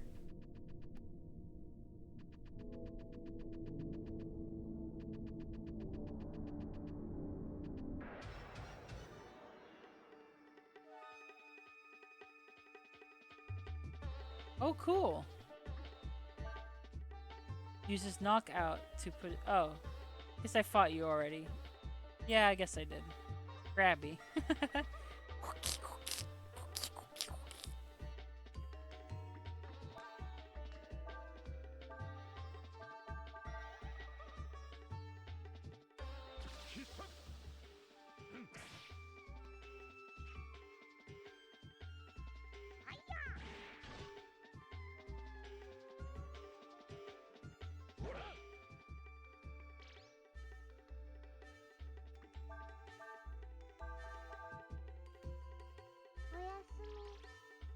Yeah, this crab is pretty cool looking.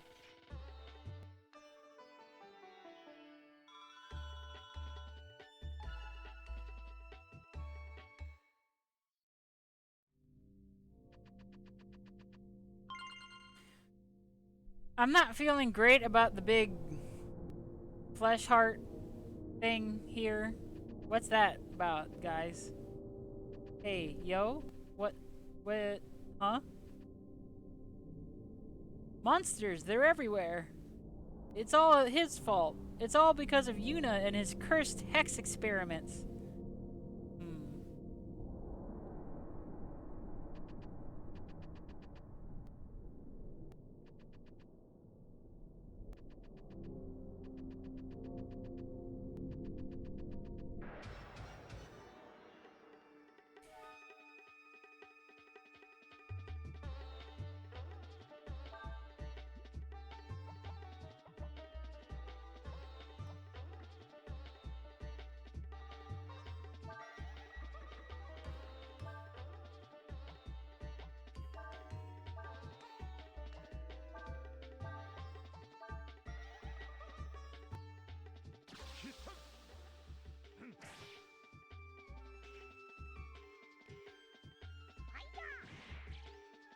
Oh no, only thing worse than a sewer is a sentient sewer. You know how appliances are getting really like there's the internet of things and there's like smart devices and everything's getting smarter. I hope they don't make toilets too smart. This seems like a really bad idea.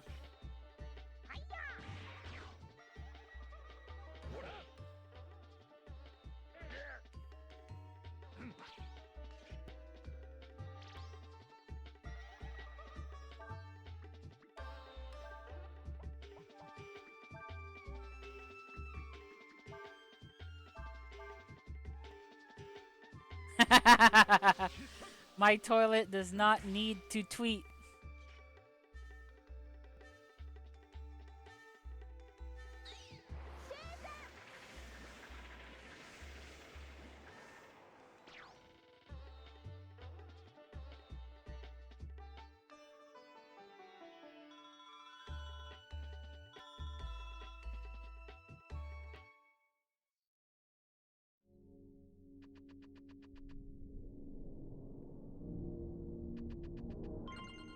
Ghostbuster. So I'm gonna guess that it's for her. Yeah, okay. Extra damage to demons. Hell yeah.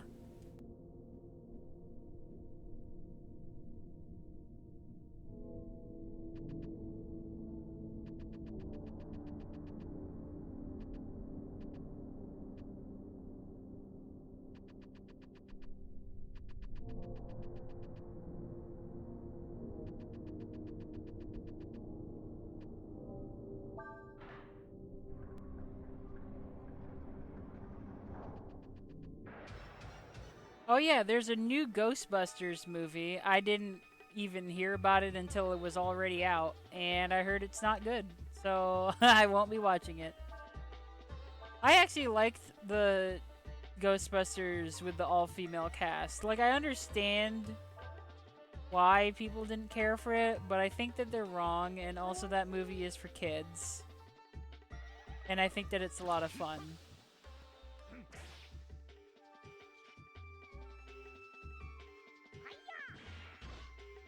It's cute. I think that the extended edition is better because the theatrical release of that Ghostbusters movie cut out, I think, some scenes for being too slow, but I think that those slow scenes do a good job of establishing more of an emotional payoff at the end. It's fine. It's like, you know, is it God's gift to mankind? No, but it's a fun little Halloween movie. I liked it.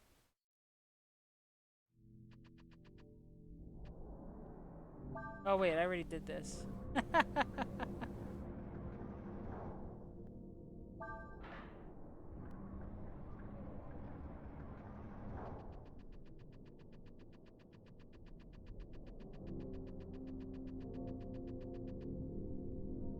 Oh, he's dead.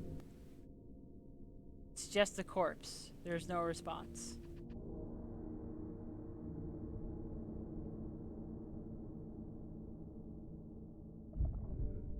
Uh-oh.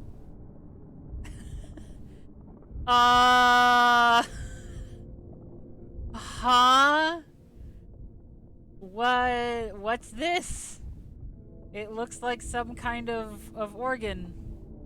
Wow, Capcom really be doing this shit 20 years ago, huh? In their series that aren't Resident Evil.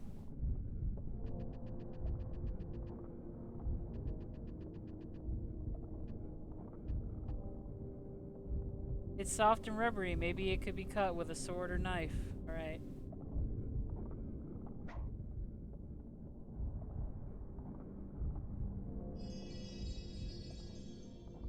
Oh, but God. You will not be able to sever that. Not with your blade. Elina? Elina? Cray? Nina? Elina! Hold on, we'll be right there. What should we do? How can we get to you? You cannot cut that with a normal blade. I just want to take a moment to say that Elina also has a portrait that makes it look like she just heard something that she wished she hadn't.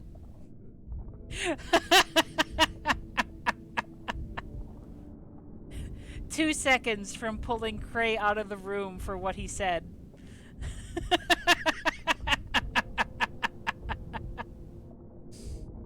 Yeah, right? She saw this thing too. That's her expression. You cannot cut that with a normal blade. It can only be severed with the Dragon Slayer. This ain't no dragon. Or is it?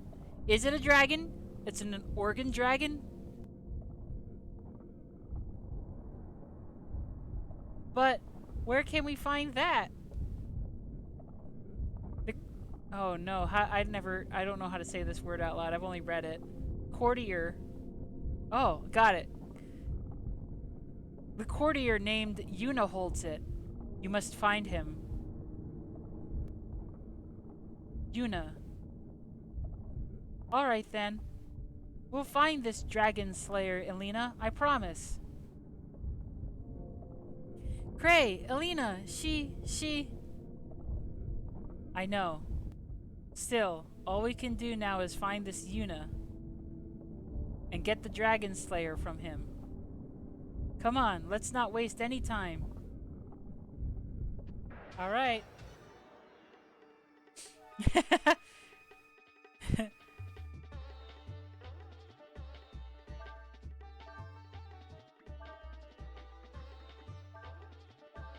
I don't think the captioner is going to be able to get this one, but,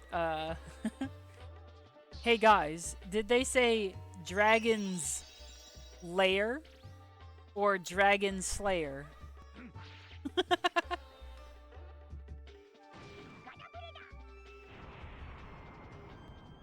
It's just a thing that if you say those two names kind of fast, they sound the same.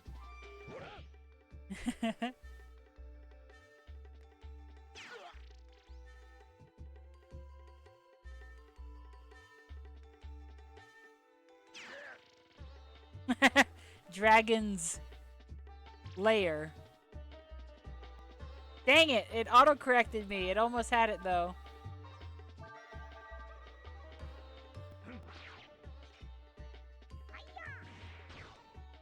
Dragon's lair. Oh man! Okay, it's not gonna be able to do it.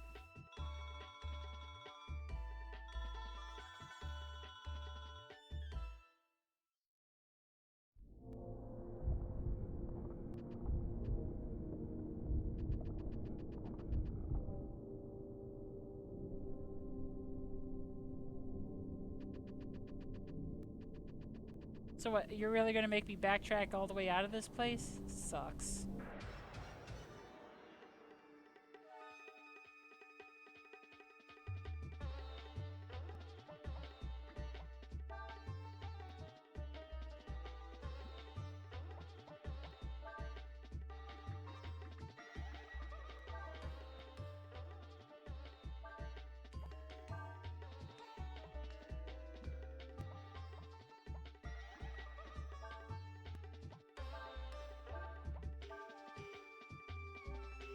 Oops, sorry, Gil. Sorry, Gil.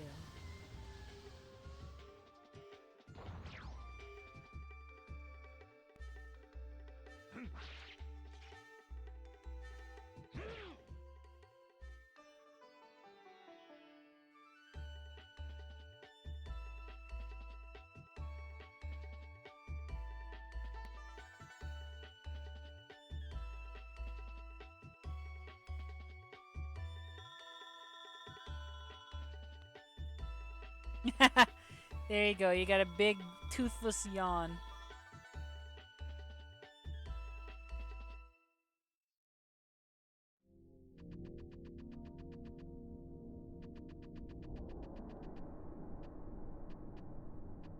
Someone should clip that. Just for the yawn. You don't know when he'll do that again. Oh wait, I have to go that way? Oh man, this sucks.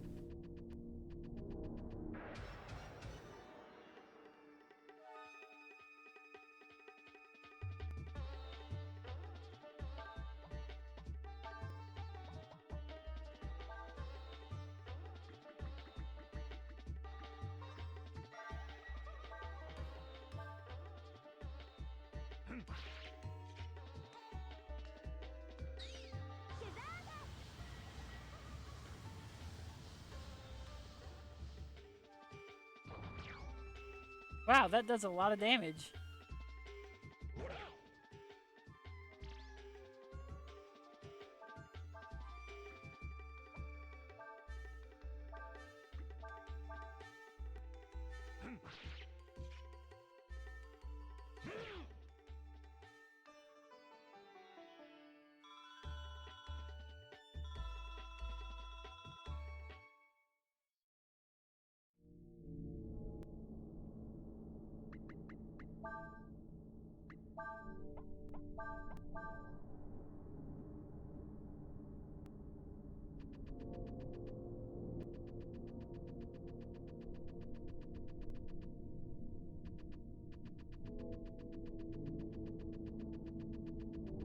Oh wait, no, that's how we got here. Dang it! I hate that I keep forgetting which way I'm going because of the random battles, but I don't want to run away from the random battles because experience. Thank you! I'm going to save that one.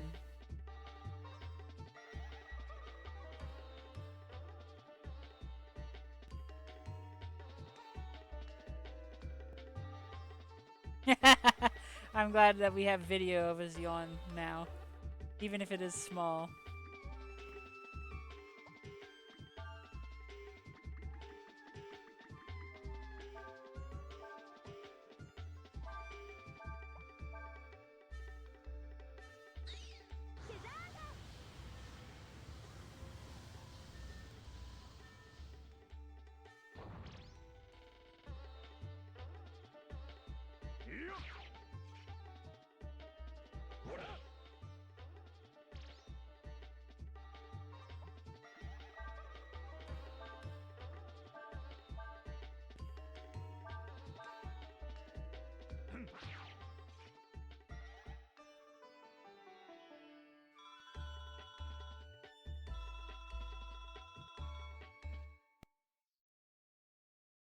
Right, we gotta press the switch and go downstairs.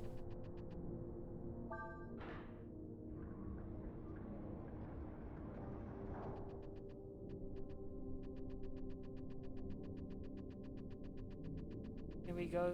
Oh man. Yeah, Gil is giving me strength through having to backtrack through this dungeon.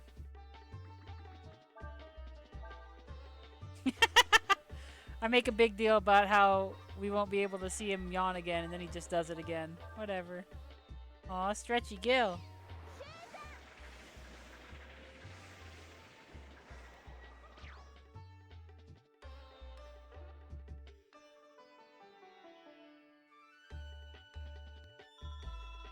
Thinking about moving, Gil? What do you want?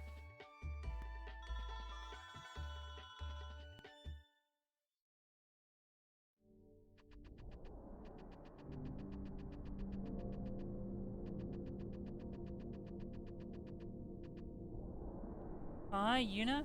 He's the one that was here doing all kinds of experiments with the hexes.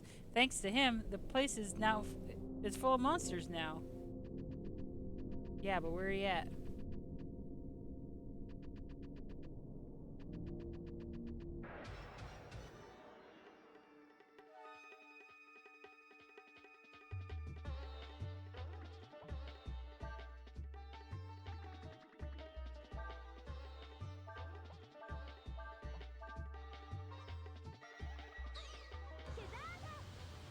I don't think I've come across any item that works like a repel.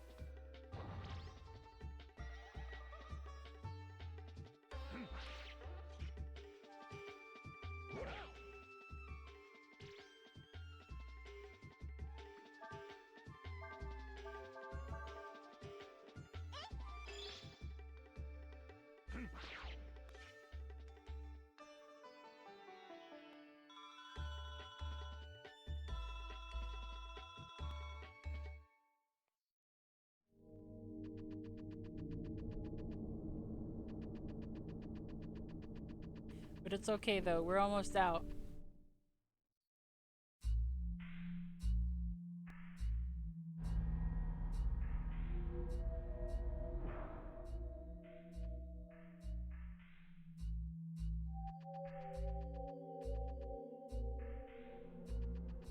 We're almost out, but where do we find Yuna? Maybe I shouldn't have left? Darn it. Well, we could always go save and rest.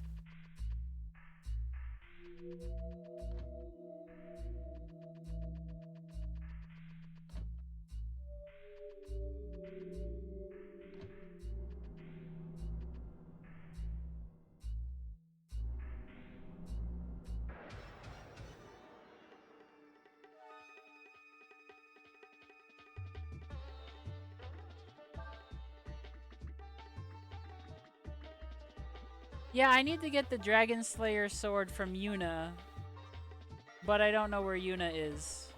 Was Yuna down in the sewer?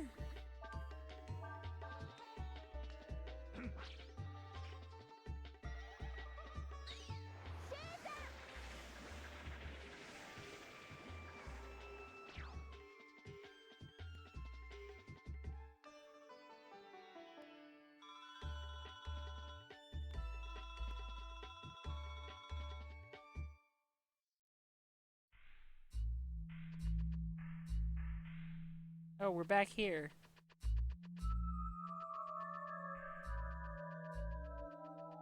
At least we can save, so we won't lose our progress. Oh, we can rest too. That's good.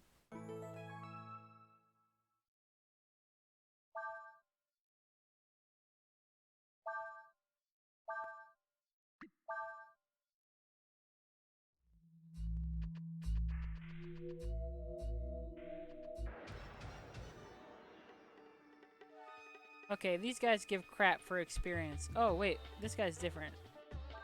Do you give crap for experience?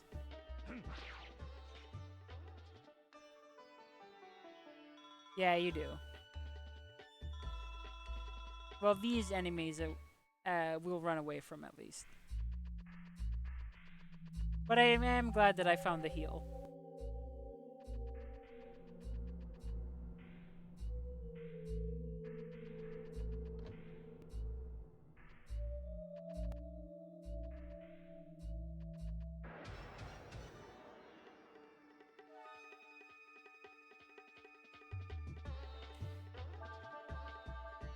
Oh wait, I should have run away. Whatever. You never know. 80 experience points could tip the scale.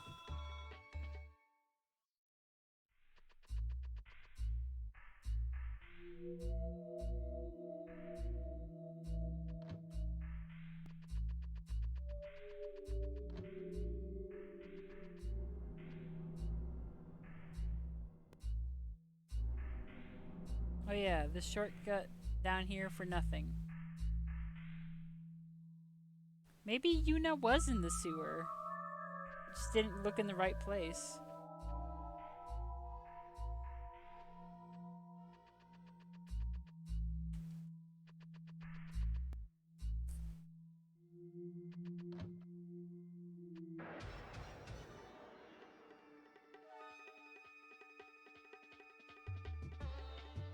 That's true. This place is very Resident Evil-like.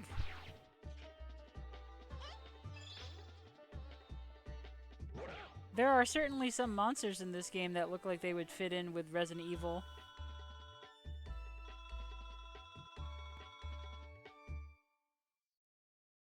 Particularly those zombies. They're so gross. Those are like the worst zombies I've seen in video games.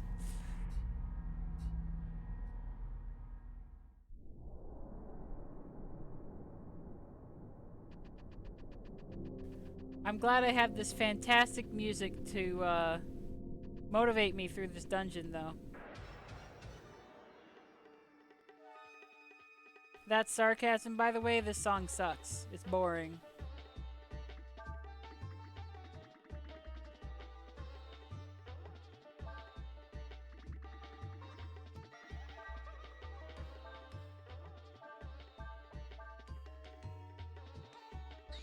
I mean, it certainly is atmospheric, so it is neat. It's just overused.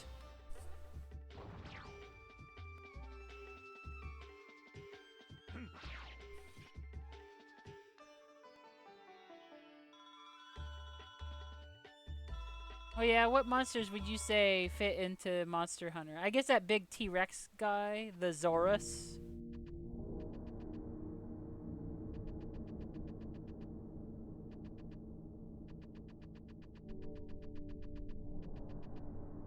Okay, nothing here.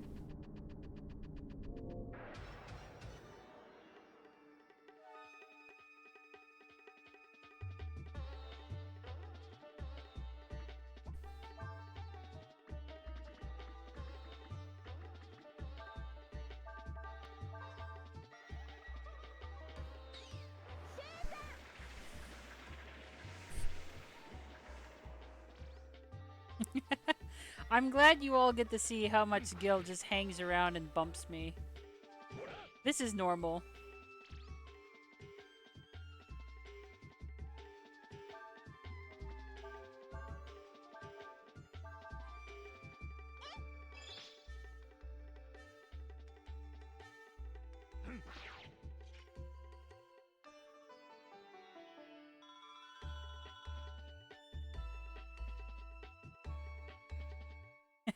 That's because I moved the keyboard. This keyboard is usually over here. I have to move it for him. Otherwise he'll just body slam it.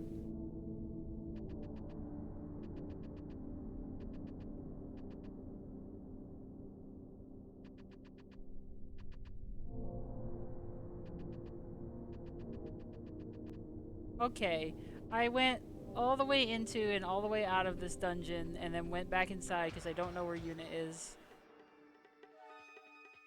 I may just check a walkthrough, or if somebody else could check a walkthrough, that would be very helpful. Because screw this, actually. Where the hell am I going?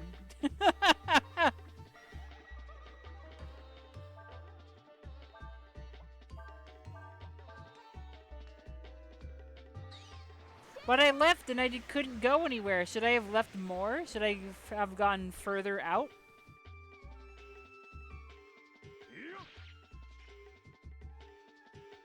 Leave harder? Alright, I want a second opinion. Should I leave harder?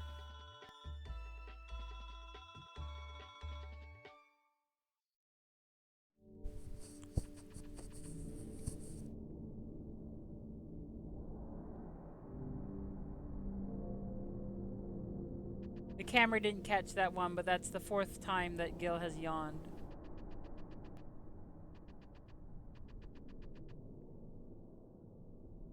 Okay. Go to Quanso, talk to the guard at the gate with Ursula at the front. Lord Yuna will be inside. Alright, thank you very much.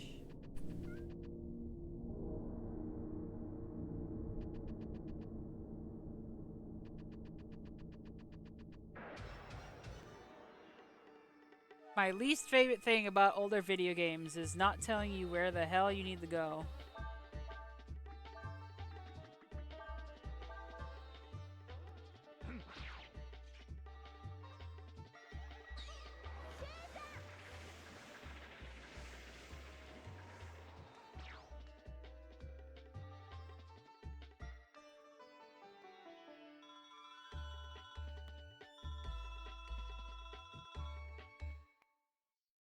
Oh look, we have fishing items though. Doesn't that mean it's all worth it? Oh yeah, downstairs again. Oh my gosh. Downstairs. Around the pipe.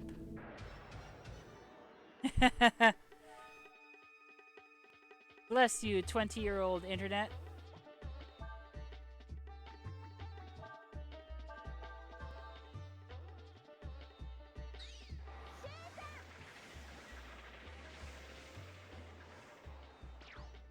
Oh neat, I was thinking of getting a copy of Tetris Effect connected on my Switch.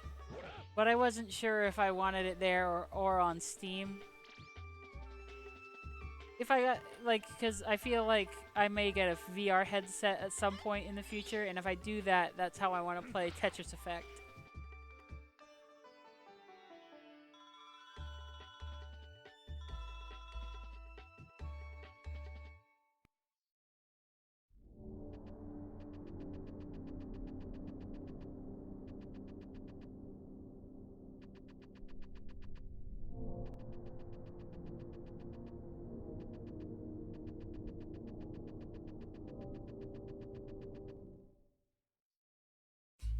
Yeah, JRPGs like this is what game facts are for. But yeah, it's like Guide Dang It, right?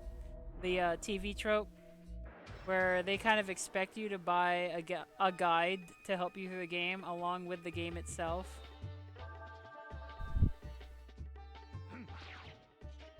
I do have problems with motion sickness, but I do know what I can do to alleviate it. Which ginger does wonders. Ginger tea, candied ginger, or just having a big whole honkin' chunk of ginger in your mouth, but I don't recommend that one. I used to have a big problem with being motion sick on flights, which made family trips miserable because my family took me on a lot of trips. And instead of using Dramamine, these days I tend to favor ginger candy. And it's usually like the landings of an airplane that really get me.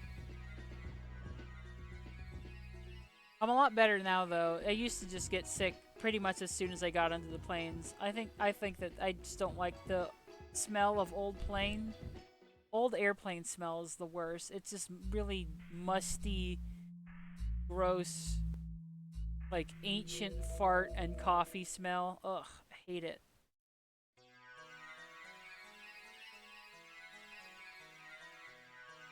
Yeah, I have a friend. My friend Saba has trouble with getting motion sick playing VR. So they started using ginger tea, and it helped them a lot. Because if they had some ginger tea like half an hour before we started playing, it would help them up.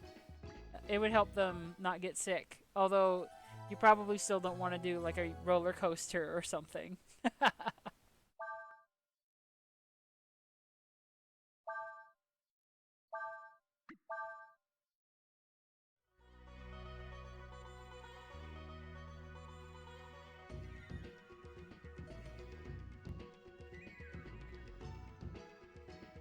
Alright, time to go to Kwanso.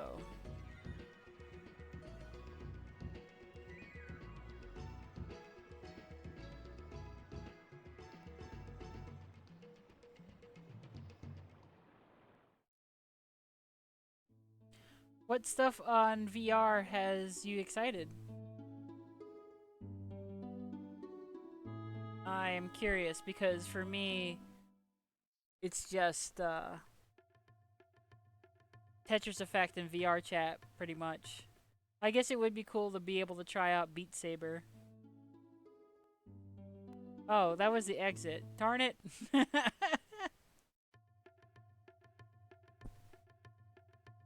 I just turned off the camera, but look who's here. It's Gil again. There we go. Ain't got nowhere to go. My house, everything's been destroyed. A monster. It appeared out of nowhere. It destroyed the whole city in minutes. Sorry, but we cannot open the gate for civilians. Lord Yuna. Yes, he's here, but who are you? I can do this.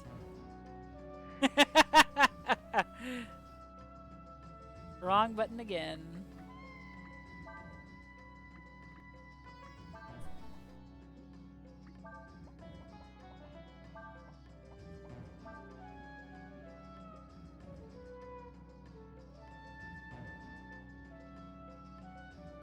Excuse me, but I'm looking for Lord Yuna. Captain! Lord Yuna, Minister of Thaumaturgy. Thaumaturgy. Thaumaturgy. Whatever. Oh wait, I had it right? Thaumaturgy. No. Thaumaturgy. Thermatogy. No, I lost it. I don't know. Lord Yuna! Very good. Now open the gate.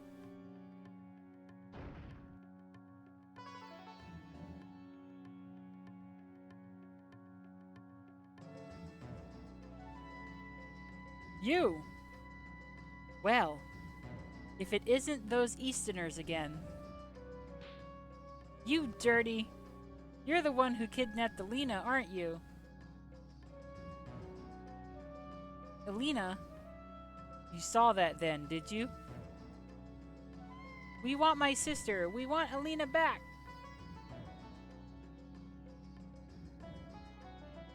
Lord Yuna, we need the Dragon Slayer in order to enter that building. Well, and you are, let's see, Captain Ursula, isn't it? I see. You went looking for the dragon. And not only did you find him, but your path joined with his. Calm yourself.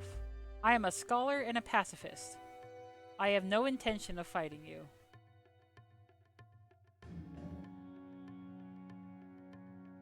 If that's true, give us the Dragon Slayer. Well, let's see. Where did I put that?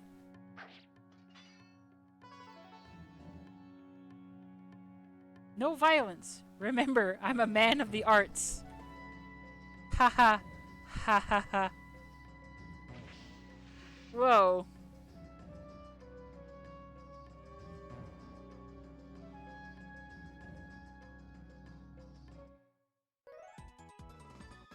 I got the Dragon Slayer. We've got to get back to Astana as fast as we can. We've got to get Elina out of there. Alright, let's try it. Back into that dungeon, everybody's favorite.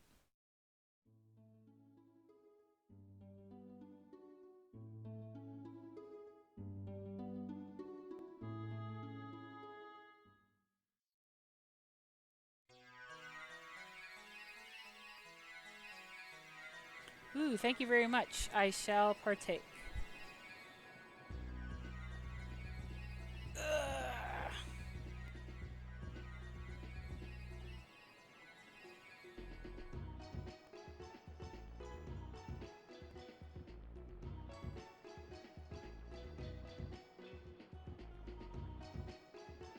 Hello, Gil.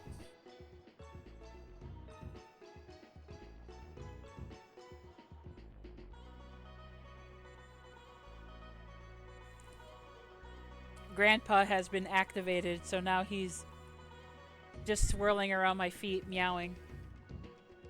He wants to let me know that Sot's door is closed. Shouldn't I do something about it?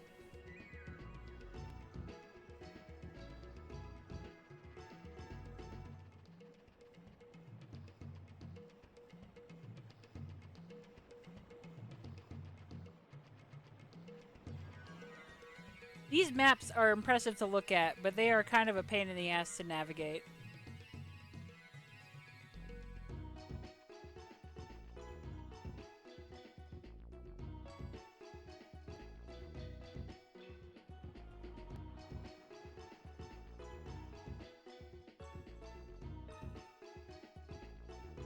Wait, what's up here? Oh, yeah. I, like, never remember where I am at all in this game. Oh, the music got a lot creepier. The feeling of evil is stronger here. Yeah, I'll say. The hell happened?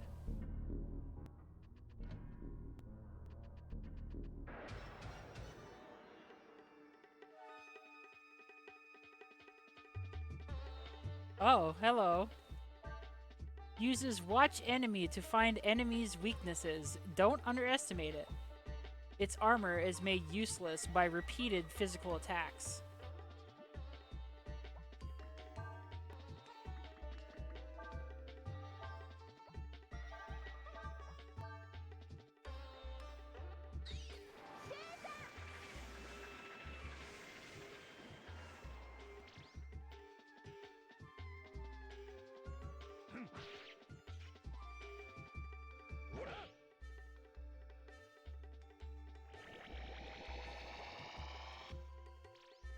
Yeah, these, like, I would say that my most consistent complaint with the Breath of Fire series so far has been that their maps are a pain in the ass to navigate.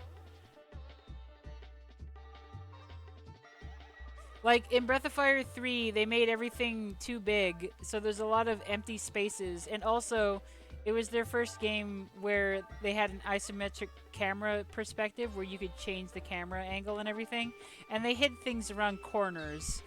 Sometimes story things around the corners, and I didn't like that at all. I'm going to be thinking about that one area with the conveyor belts, the one-way conveyor belts, for a long time.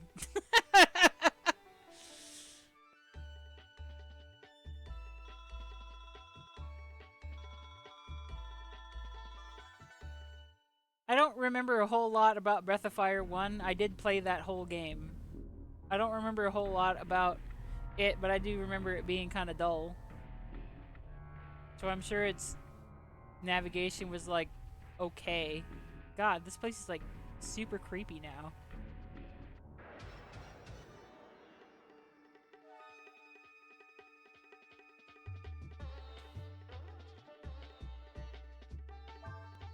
Able to dodge most attacks, this monster is worth a lot of Zenny.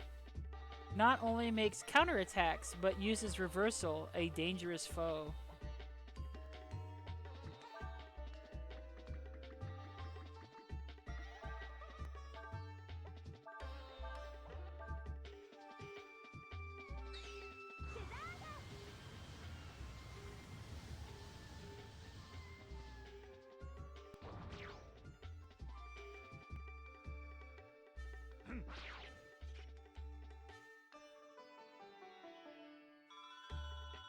Wow, they were a different color and everything, and I just handled them the same way I did the other colored versions.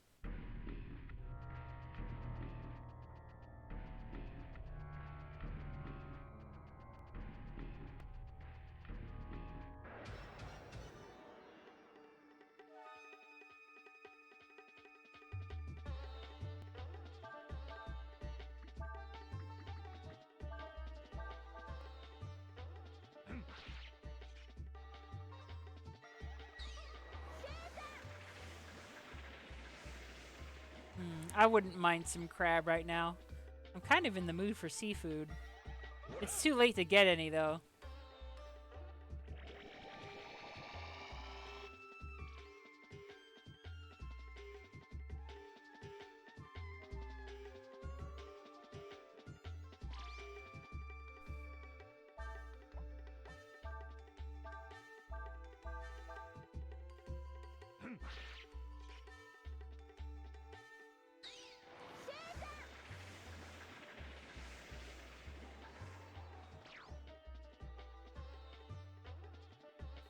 Maybe I should get some sushi soon. Like tomorrow. I don't know if sushi is like, if there's a good option around Midwest Fur Fest. Oh yeah, and by the way, if anybody lives in the Chicago area. Oh man, the music is super creepy.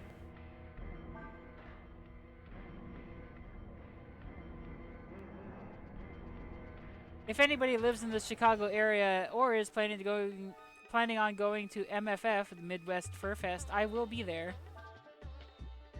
I will be vending my wares.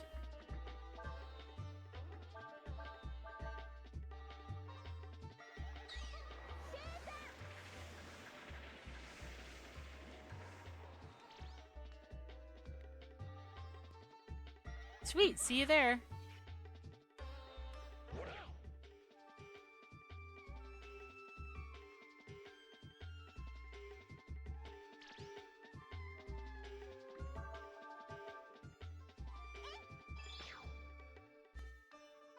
I hope you get to go again in the future, Wingu. I heard that you went, but for like an hour last time.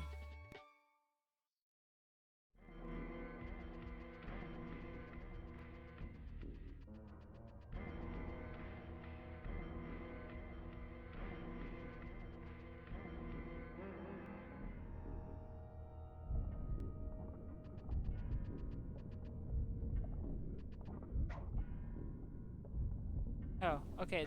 Sorry, okay, so I have to equip the Dragon Slayer. Okay, I understand.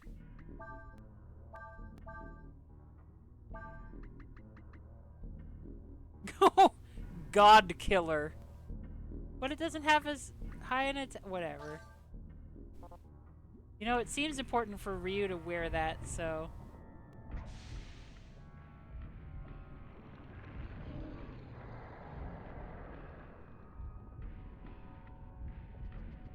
Alright. I like that Ryu nodded his head like, yeah, that's normal.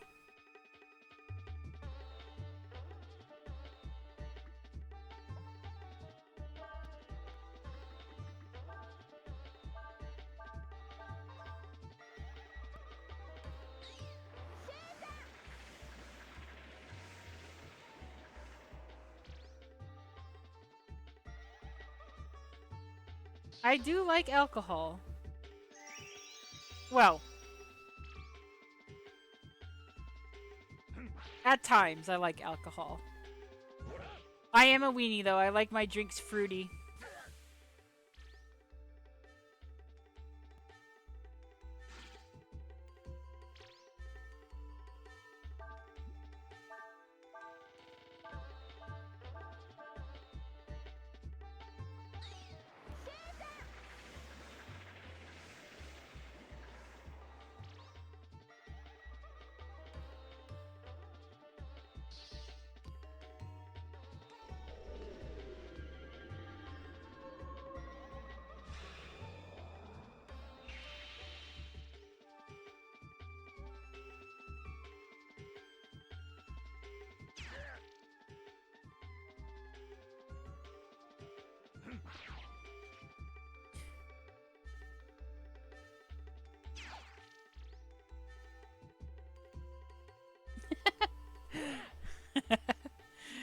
Gil is just wandering around my feet, meowing at me, and we locked eyes, and he looked at me, and we looked at each other, and he just meowed at me 3 times in a row. Like, hey, you understanding what I'm saying? Hey, hey, hey.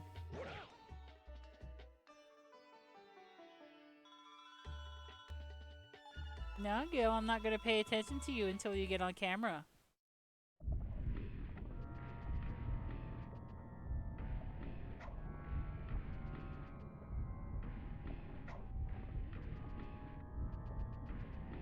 Yeah, this looks normal. What the hell is going on with Breath of Fire?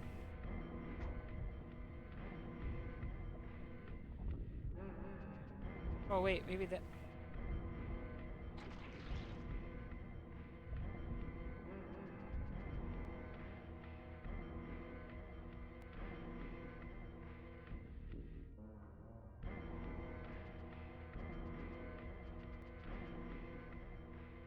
Hmm. That doesn't look good. Nothing here. Nothing nothing to see here.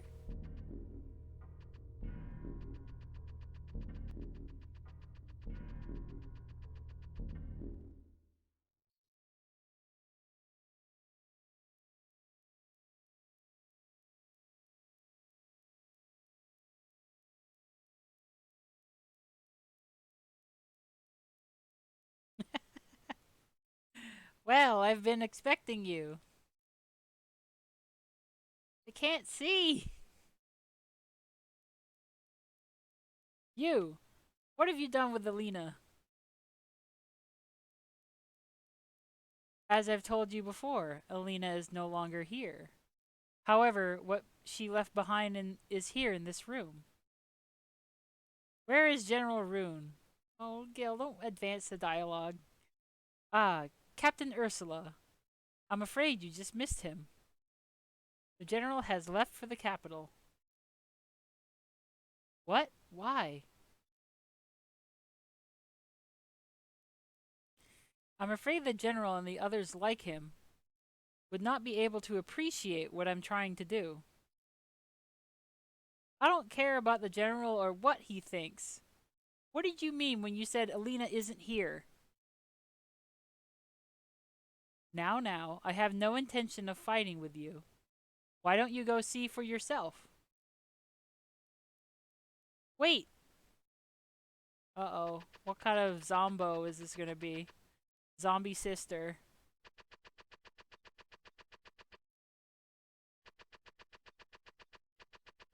It's gonna be Tyrant or something. Diana's dressed. Who's Diana? I can't do anything on my controller.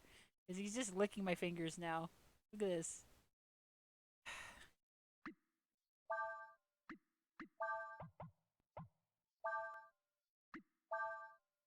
Oh, the ancient goddess. What, you believe in Greek gods too? Sure, we'll use that. I guess we should also heal.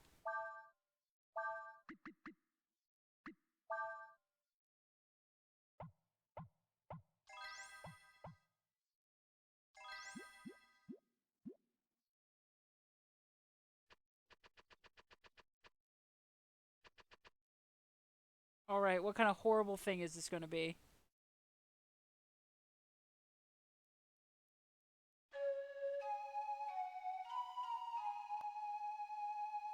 Well, her dead body seems fine.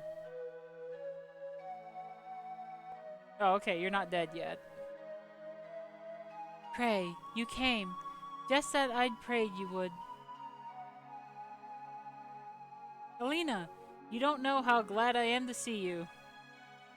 Come on, Elina, we can all go home together now. Thank you for coming for me, Cray, Nina. But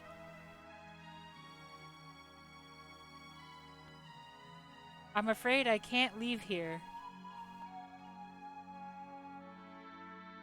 Why not? The capital's been attacked. The Empire is distracted. We could get away before anyone noticed. She's right. Let's go, Elina. We'll protect you. I swear it. The world is changing. I can feel it. And you, Cray, and Nina and the rest, you're all caught up on the path that is causing that change. You're part of it. That bed is gigantic. There better be like a a whole snake body under that blanket. In which case she would still fit in just fine in this world. Elina? That bed is so big! It's like it's like the size of 2 cars. You must continue your journey. You are needed in a certain place at a certain time. You must be there. Elina. Nina. Could you leave us alone for a moment?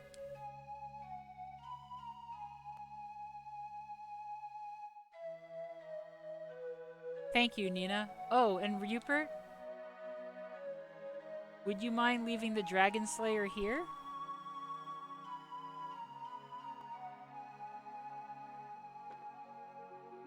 Thank you. Please. Give us some time alone, alright? Alright.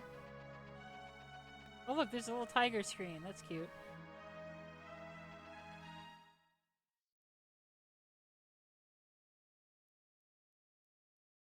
Wait a minute. How did Elina know your name, Rupert?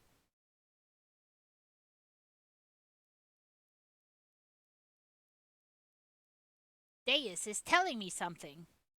She has the same kind of aura as the dragons, she says.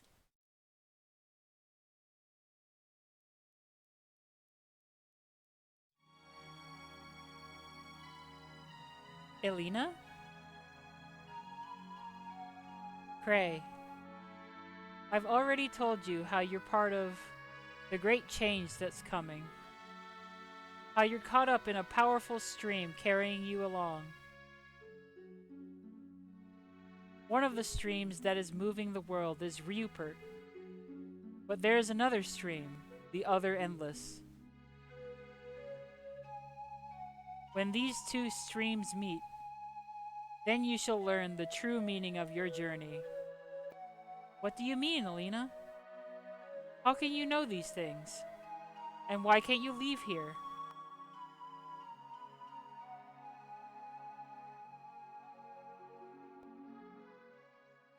Cray, it's because because she is one of the endless.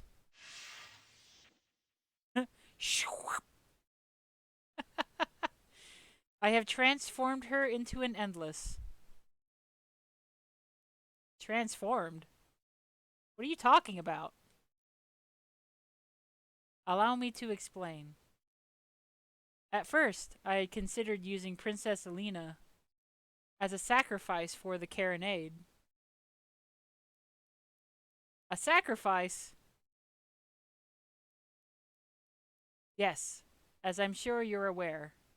The stronger a connection the sacrifice has to the target area, the more potent the hex becomes. Given her popularity among the people of Levant, Elina was the best choice to use as a sacrifice. However, we have always had problems when preparing a sacrifice. A hex is formed from the negative thoughts and emotions of the sacrifice. In order to produce these feelings, we must properly condition the sacrifice. This is fucked! Oh no! That's terrible! We torture the sacrifice in the most painful ways possible. Oh no! However, all too often, the sacrifice dies as a result of this conditioning. Oh my god. Evil Empire. So, I had an idea. What if we gave the sacrifice a body that could withstand any amount of suffering, no matter how great? Oh! And so, I gave her a new body, an immortal body. Ah! That's not the kind of snake I was hoping for.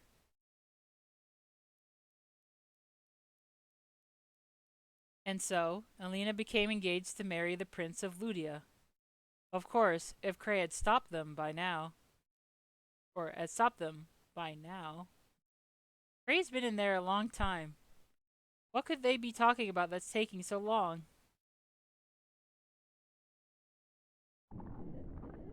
That doesn't look so good. Oh, I guess you said no? I wasn't looking. Well, what do you think? I took parts from various creatures and merged them using ancient rituals and spells. It was in a book called Biohazard. Unfortunately, her body became more powerful than I expected and grew at a phenomenal rate.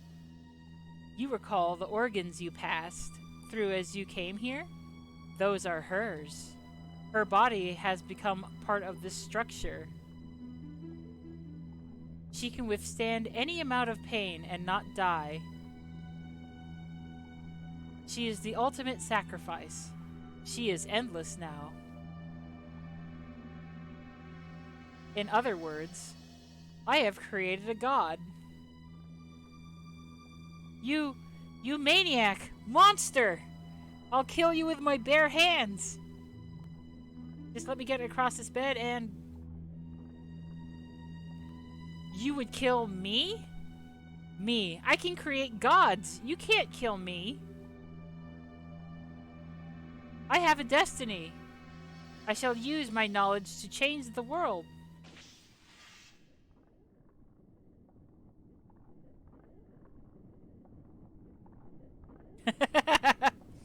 You kill me yet?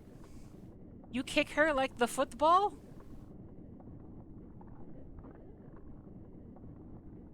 Cray. Cray. It's too late for me. Hey, it's alright. We just cover it up with a blanket and you can just read in bed. It's fine. Elina, I'm sorry. If only I'd gotten here sooner.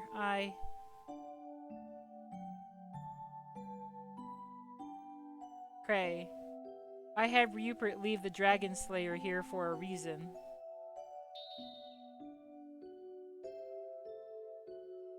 Alright, fuck me up. I don't want to live forever like this, Cray. Please, Cray, don't let me suffer anymore. I can't do it. Elina, I love you, Elina.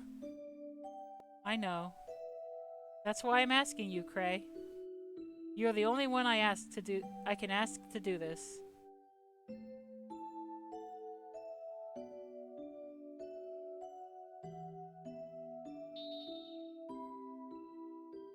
I'm happy knowing that your face is the last I'll see.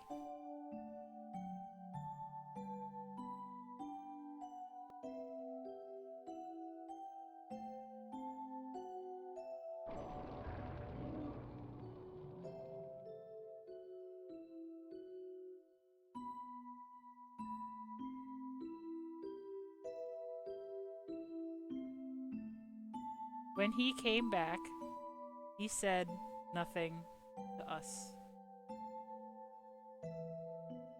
Still, I knew then that I would never see my sister again.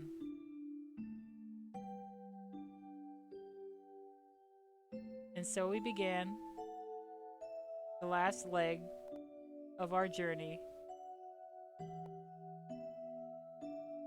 As always, ever under the shadow of the endless.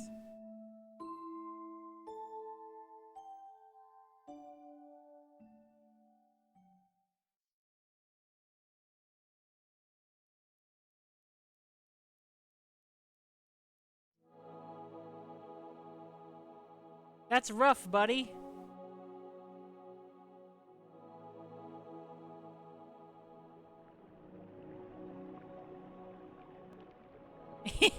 Yeah, I would just be staring out into space after that, too.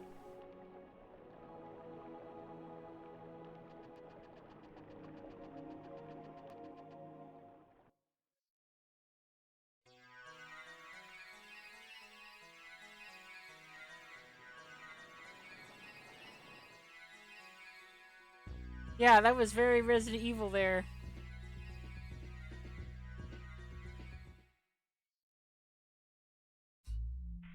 Well, I do appreciate though that the creepy, ugly zombies that we saw were kind of a prelude to that.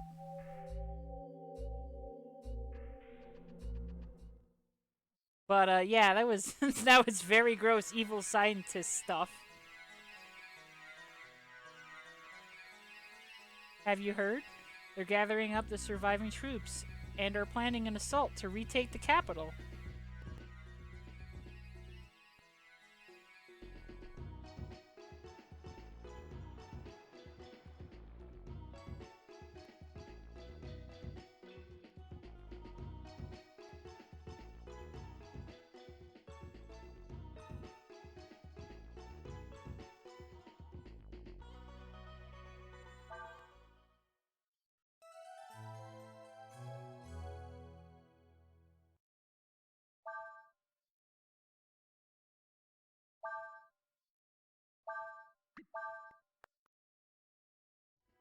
Alright, that might be it for my stream. Oh, here we go. Fancy seeing one of the first webtoon artists I ever followed on Twitch. Here's for all the content, mate. I'm beat as all heck, but have yourself a fine evening. I'll try to drop in the future. Thank you so much. Unknown nomenclature. Unknown nomenclature.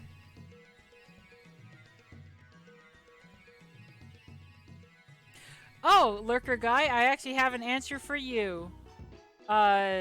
The Empire in Xenoblade 2 is not evil.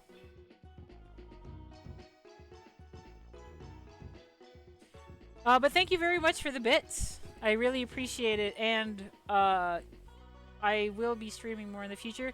This might be it for tonight, because I think I may have to go. I'm not sure. And I will be going to Midwest Fur Fest soon, so if I can, I'll see if I can stream art on Tuesday. But I'm definitely not going to be able to stream on Thursday or Sunday.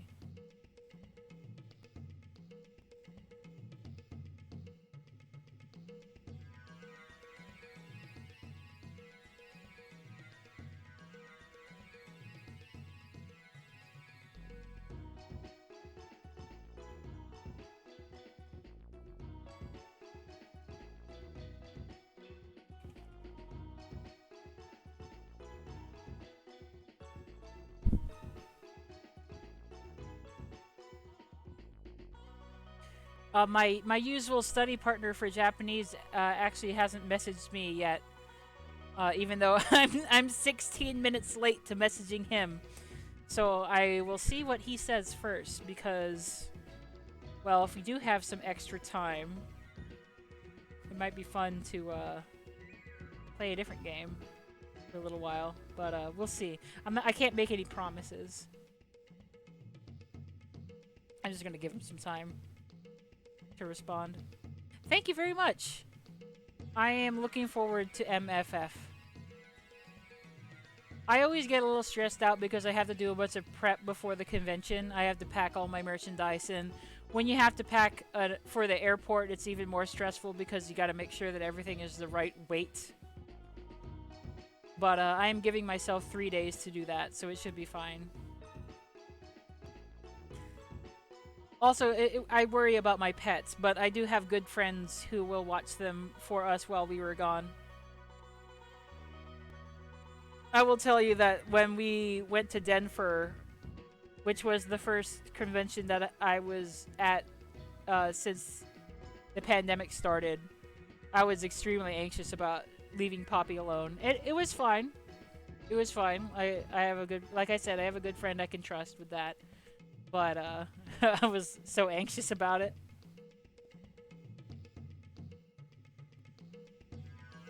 Yeah, airport security and customs is like why I'm kind of flip-flopping on whether or not I want to go to a convention in Toronto in March. I'm thinking about it. I did email them and they told me that I can forward my guaranteed slot, like my guaranteed tables, I can move them to next year, and I may do that.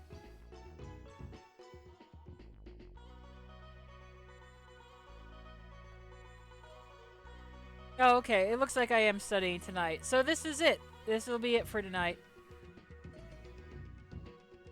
Yeah, that is a pretty good place to end for a while.